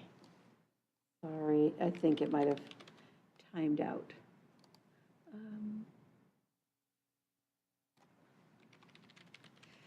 So moved by Chair Williams, seconded by Commissioner Fleischer, and the motion will be approve proposal from artist laureate Katie Krantz to commence Phase 2 of temporary art project, provide comments, and make a recommendation to the city council. So stop motion record. Okay, please vote if you can on your screens, otherwise I'll call the names.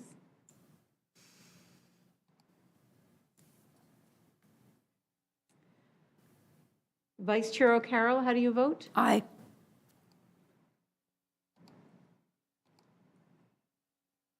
The motion passes with 4 ayes.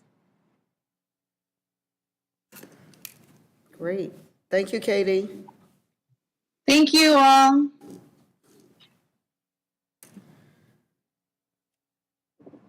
Okay, Chair Williams, All right, are we ready to for call item, A4. A4? We'll now have a review of a Cultural Affairs Commission biannual written report to the City Council, including accomplishments during the period of January through June 2024, and an update on the upcoming July to December 2024 plans, and authorization of transmittal of the report to the City Council. Thank you. This is, as a reminder, this is a twice-yearly report that goes, and it is time-sensitive. It will be presented next month prior to our next meeting to the City Council for transmission.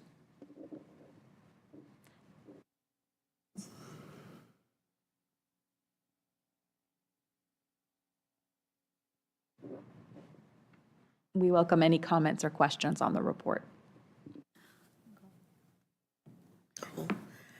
Commissioner O'Carroll, please begin. Vice Chair. I just had two minor changes, if I may.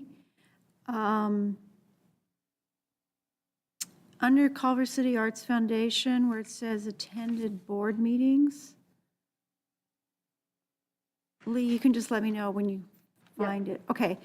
This is in the accomplishments? Yeah. Okay. Attended board meetings and annual retreat. If you could just add that, that'd be terrific. Board meetings and annual retreat? Correct.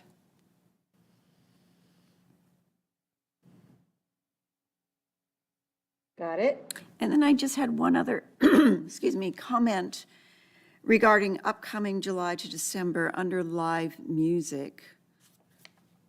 Let me know when you're there. Yes. Okay. It has written, currently, CAC will consider feasibility for additional musical performances.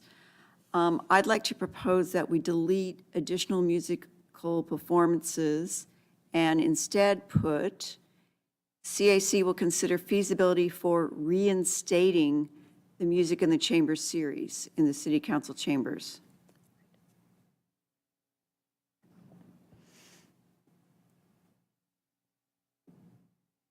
Part of the reason I'm proposing that is just so it's clear we're not having to reinvent the wheel here.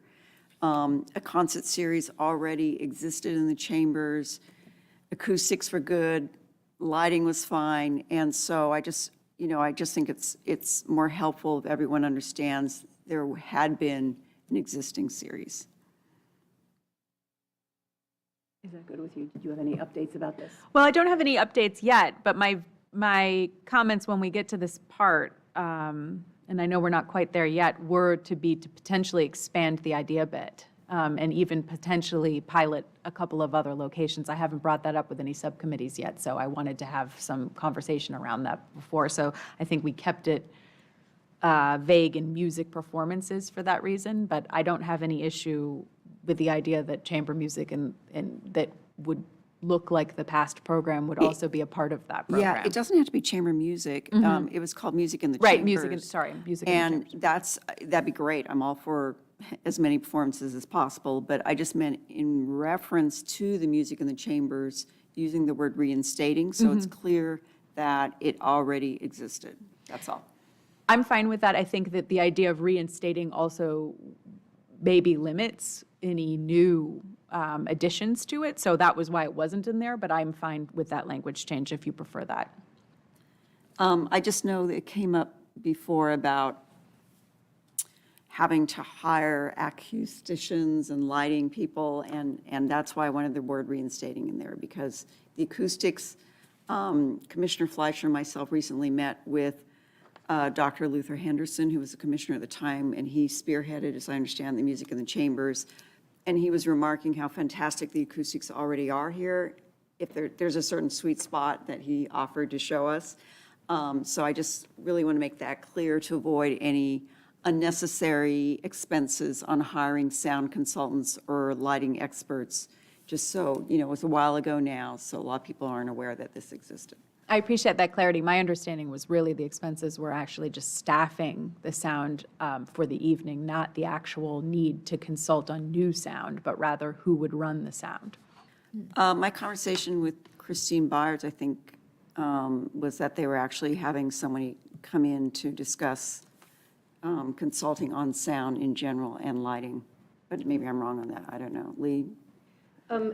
There actually was quite a bit of technical support in the past programming, and the council chambers have been renovated since then. How, what kind of renovation? I think they put in new lighting. And we had someone come in already, and it really depends on the scope of who's performing, what they're performing, and how much, what the technical needs are. Right, because new lighting isn't going to affect the acoustics, of course. Yeah, The technician that came in was primarily lighting. okay. And then, of course, musicians, use stand lights, so.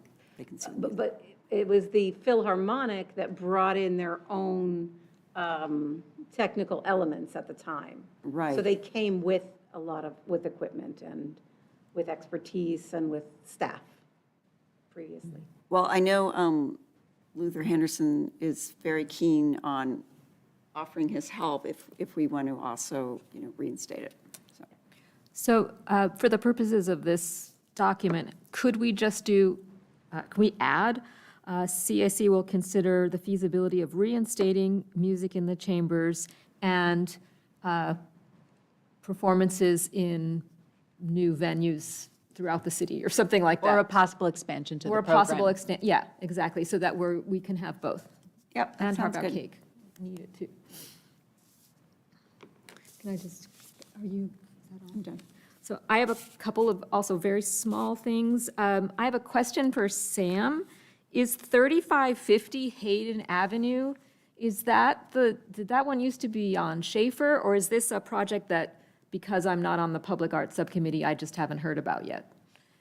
It's the third, I'm sorry, it's the second one in the Art and Public Places program. You're talking about the development that's at the, 3550 Hayden. I believe that's a new project that is being Okay. brought up. And we, Bo Bass from the Bass Projects, in our last Public Arts Subcommittee discussed this project, so with the committee members, the subcommittee members, so. Okay, great. Yeah. It was just in the middle of all of these that I had heard of, so that's why I wanted to ask. Okay, So, yeah, thank you. Okay, in the Artist Laureate Program, since we just talked about Phase 2, I think we could add Phase 1, temporary art project at 11029 Washington Boulevard. CAC supported the Phase 1 of, well, I guess supported the mural painting by Katie Kranz, Phase 1 of the project, just to make clear that there's going to be another phase.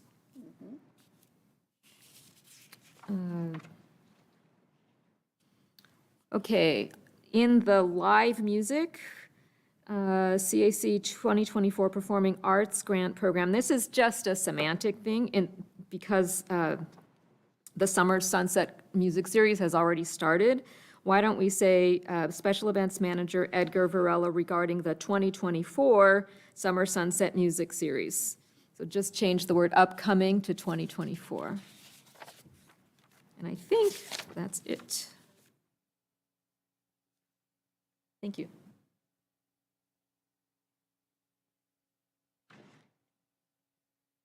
No, I think, did everyone follow that? Was anyone sorry, that was in the accomplishments, not the plans, right? Just making Page sure. 2. Okay, yeah, that's where I got it. Is anybody confused about what we're going to change? Would you like us to go over it? Okay. So the motion will be to approve as amended, and then we'll make those changes, finalize it, and forward it to City Council. Is that correct? Okay.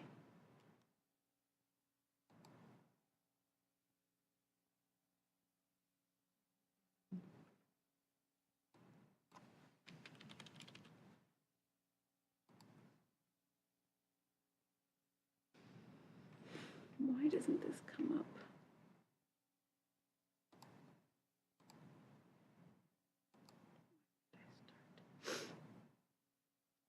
Nobody sees a motion, I assume. I don't know why I can't get this. Ah, do.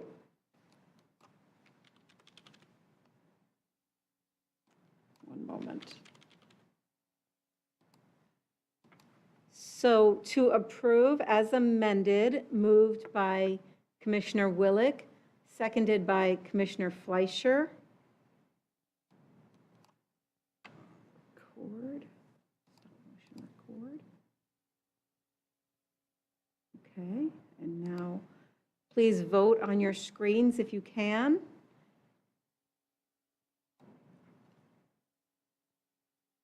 And Vice Chair O'Carroll, how do you vote? Aye.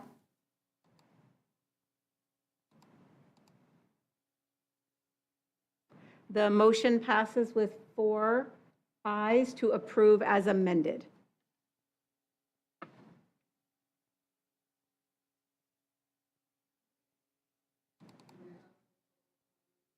It's not on the agenda, please. We have nobody requesting to comment and nobody on WebEx. Great. Then may I have items from staff, followed by commissioners?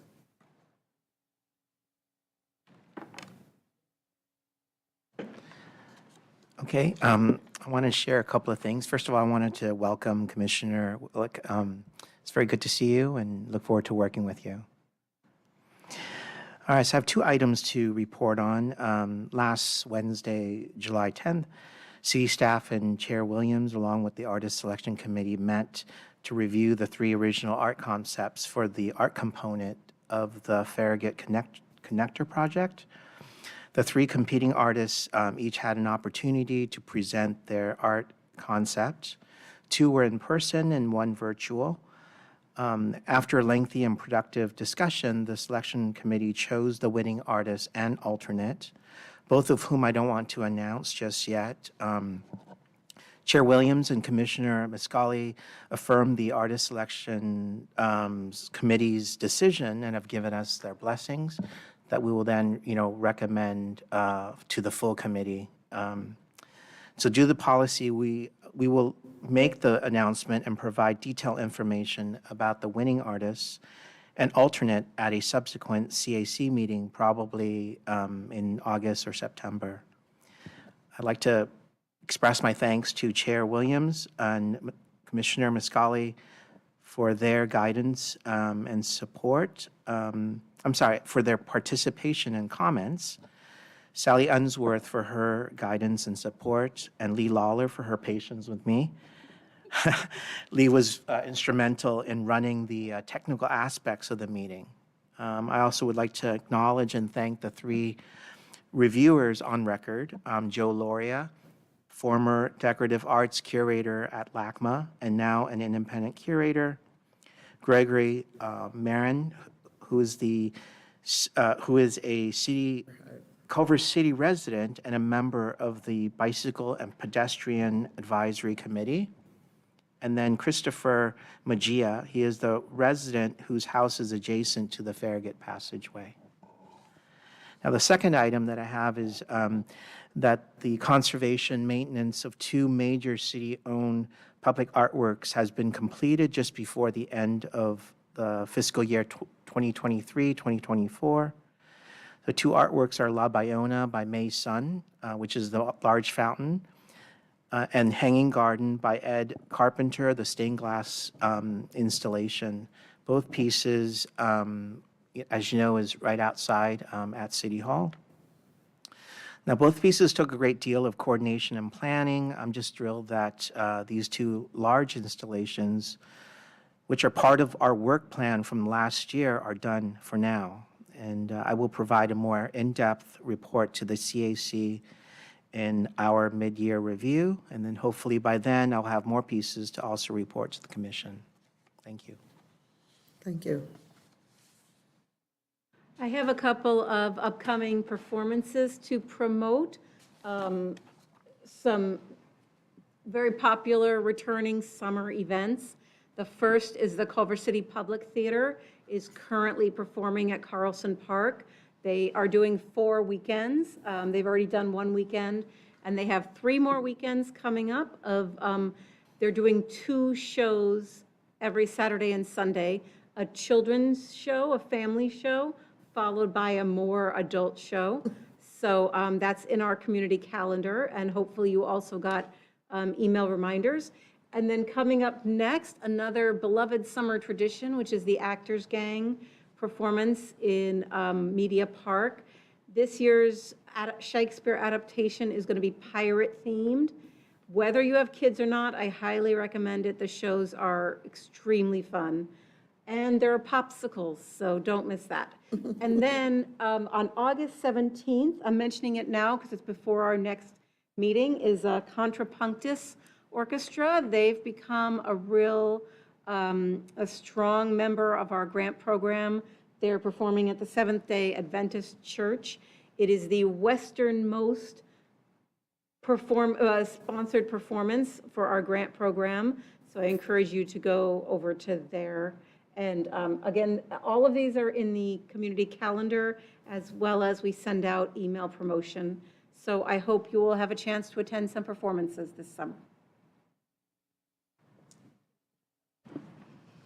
Thank you. We're rounding the corner. I would also like to officially welcome Commissioner Willick again. He and I had a wonderful coffee this morning where we had a really great conversation on a lot of things, and I was very pleased to be able to attend my own ethics training with him last month. Just a few updates. The city approved the 2024-25 budget on June 10th, and the published budget is available on the Culver City website. And I just wanted to again thank Lee Lawler for her hard work in shepherding this process and to really giving me the mentoring I needed. And also, there were a lot of changes to our process this year to align with new capital improvement project budget items that we are now a part of. And that was a lot of extra work this year. And it should streamline our budget process from future years. So it was a lot of back-end work, and I just want to thank her again for that work. I'd also like to say thank Sam Lee for his thorough and well-considered and well-run artist selection process for the Farragut Connector project. I was delighted to sit in on that discussion, and I was so pleased at the number of talented artists who applied for this project, and wanted to again also thank the finalist selection jury who had a long and fun day listening to the artist presentations last week. And we are very grateful for their contributions to this process and look forward to giving you final details in the next meeting. As you heard a couple of times, Dear Culver City has been extended through December. And I appreciate all the comments to that wonderful installation by Artist Laureate Katie Krantz. Upcoming events, we all, as has probably been mentioned already, but we have Thursdays for the summer concert series. I was pleased to attend last Thursday. This upcoming Thursday in a couple of days is Funk and Soul. It's the Jumbo Brothers featuring Jay Nicole, Sunny Green featuring Lester Lands, and the Top Shelf Brass Band, and continues every Thursday evening beginning at 7 p.m.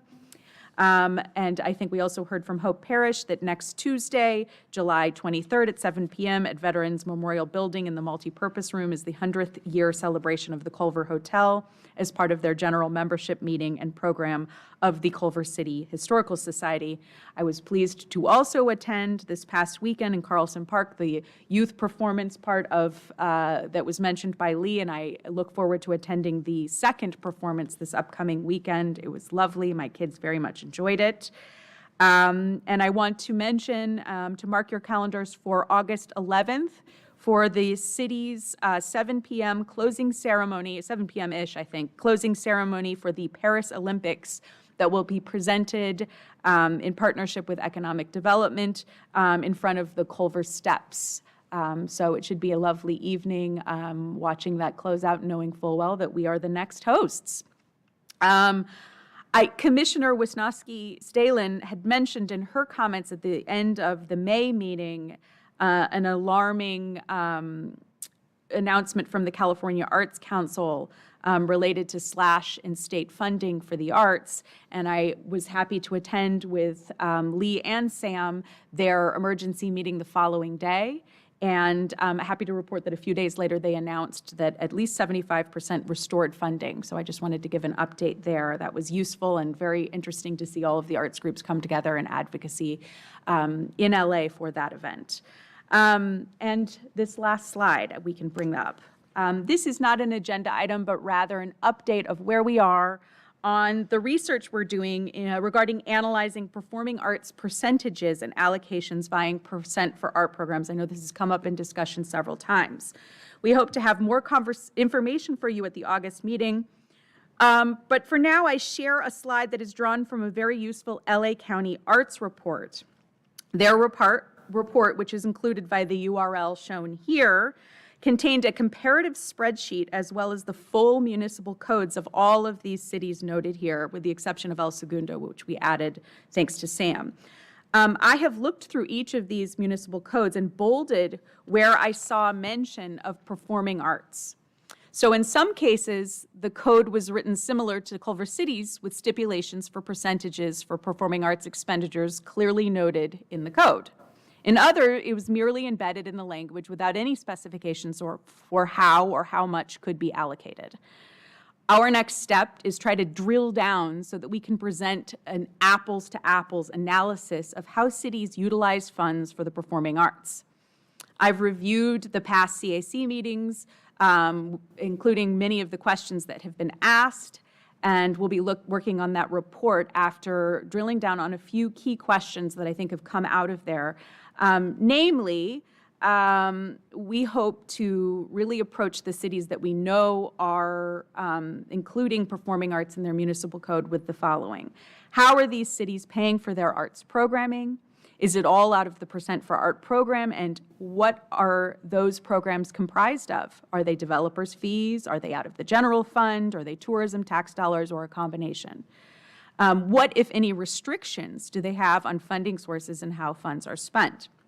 Do we have access to budget documents that will illuminate spending allocations? Are there examples where developers have given directly to the performing arts rather than through a Percent for Art program? Of these cities, is there an option for in lieu fee versus placing art on site? If there are in lieu fees, do a certain amount of the in lieu fees collected go towards public arts? And if so, how does the program work? What percent is used for performing versus visual art? Is there a maximum percentage in the in lieu fee that can be used for performing arts? Has the city done a nexus study for their art and public places fees? And if so, could we obtain a copy of that? And did the nexus study consider only the visual arts or performing arts as well? Many of these questions I just presented were asked by you, and others have been asked or contributed by other staff within the city to help us compile the report that I hope to have for you at the next meeting. And then I hope to have at that meeting some discussion items based on our findings so that we can actually really show you a thorough analysis of the cities that are the most comparable to ours and what they do. And with that, I thank you for your time. Thank you for that report. Are there any items from staff? Commissioner Fleischer. Thank you. I wasn't here in May, and I barely remember anything I did in June, so I'm just going to stick to the things that have happened in the last few weeks. I did attend the LA Choreographers and Dancers performance at the IV substation. It was wonderful, really excellent dancers, very engaging dancing, so I was glad to be able to support them. I also plan to go to both the Culver City Public Theater, I go every year, and also to the Actors Gang, which, you know, my kids are all out of the house and I still go every year. So Leah's right, you don't need to be a kid to go, and the popsicles are good. I did attend the book festival at the Venda, which was sponsored by Culver Arts as well as the Village Well. It was a wonderful event, and so kudos to Culver Arts, the Venda, and the Village Well for that collaboration. Also, at the end of June, there was a wonderful little market, Love Local Makers Market at the Helms District. I loved that idea and that pop-up. I wish it could have been better attended, but I also didn't go during happy hour, so maybe during happy hour it got a little bit more crowded, but I'd like to see more of those throughout the city. I know that the city does one for Christmas in the downtown area, but it's a wonderful way to activate the different areas of the city. I also did attend the first concert. I saw Sally there manning our booth, and I have to say kudos to Edgar for the vision of the new setup. We had a huge dance floor, and I think people really took advantage of that, and lots of people out there dancing and setting up the chairs to the side. I think the sight lines were still really good. So I plan to attend every concert that I'll be in town for. So that was wonderful. I'm so glad we're able to do that. And thank you to the City Council members sitting right here for supporting that program. And thanks again, Sally, for that research. That's really helpful, and I look forward to digging deeper into that. That's all from me. Thanks. Commissioner O'Carroll? Yeah, so, gosh, lots of been going on. I just want to mention June 4th, Chair Williams and myself attended the meet and greet for applicants for commissions, boards, and committees. And these are individuals in the community that then present their application to the city council. And it just really brings home how many people are committed to the city and want to volunteer their time to help the city. It was really, really tremendous to see. On June 6th, the Otis Creative Economy Report was presented at Sony. And that was very interesting because it certainly tracking the recovery from the pandemic. And the other thing that I think that certainly made an impression on me is the, the impact of the writer strike, and not just for scripted programming, but the ripple effect certainly was profound. So between the pandemic and the writer strike, it was really interesting to see the results. It was very intriguing to see that the area that has recovered the most was fine and performing arts. And of course, it was unclear whether it was just meeting the level it was before the pandemic, or in fact, if it's increasing. But it was very interesting to see that data presented. On June 12th, Econ Dev hosted a Creative Economy Roundtable at Sony, which Commissioner Fleischer and myself attended. And that too was a really, again, that's been dormant for a long time because of the pandemic. It was great to get together, to get input from creative businesses in Culver City, what their challenges are, what can be improved. We talked about mixers, networking events, which we've wanted to see get off the ground in a long time. And it's just really exciting to see those wheels again to be in motion for this creative hub. June 20th, okay, so Tito's Tacos commissioned a short documentary called Tito's Tapestry, which was beautifully done. Culver City Arts Foundation invited us to attend as well. And they featured the Tito's Fiesta Mexicana in the documentary. It's only 12 minutes. I hope you get a chance to see it. It's really lovely. And as you know, the Fiesta Mexicana is the biggest fundraiser of the year for Culver City Arts Foundation, and then the commission benefits also from that fundraising. June 22nd, I attended a mainly Mozart concert in La Jolla, and I mention it because it was at an outdoor amphitheater at UCSD. And this is a beautiful amphitheater. It seats 750 people, and it just brings home for me, I really, really hope we can see an amphitheater in Culver City. We have this great opportunity at Billbots Park, and I think it would just work so beautifully. I'm looking forward to July 18th, the summer concert series. I love the Top Shelf Brass Band, and they're performing on Thursday, so that's great. My only final comment is my husband and I were walking around Culver City yesterday, and I just want to say how fabulous the vinyl wraps look on the utility boxes. They look so beautiful and so lush, and it was really lovely to see, so thank you. That's it for me. Thanks. Thank you.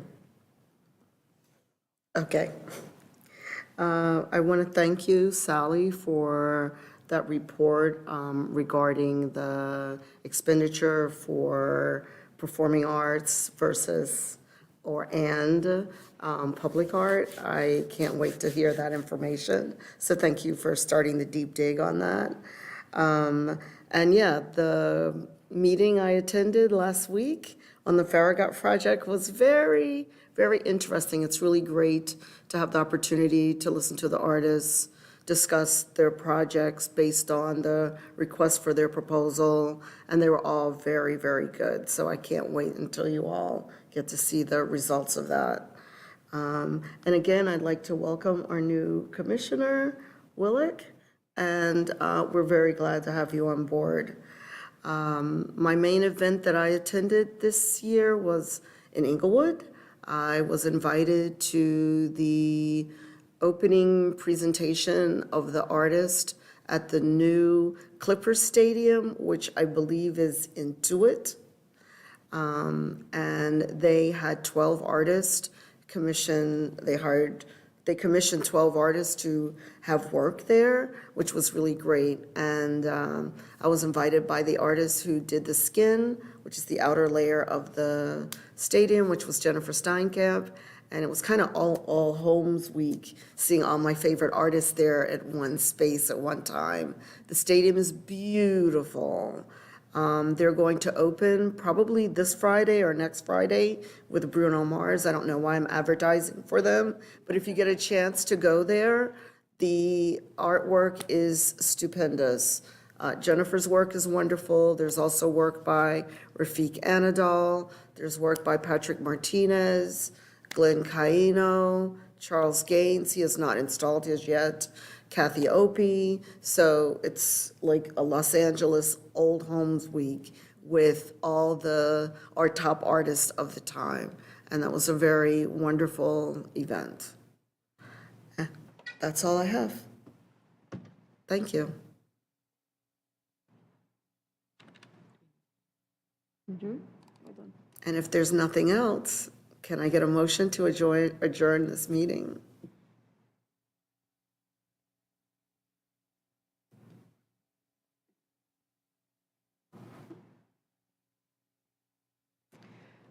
Moved by Commissioner Fleischer and seconded by Commissioner Willick.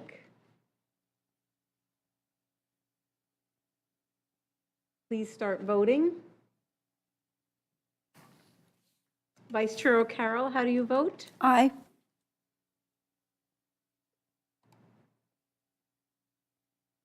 The motion to adjourn passes with 4 ayes. Thank you.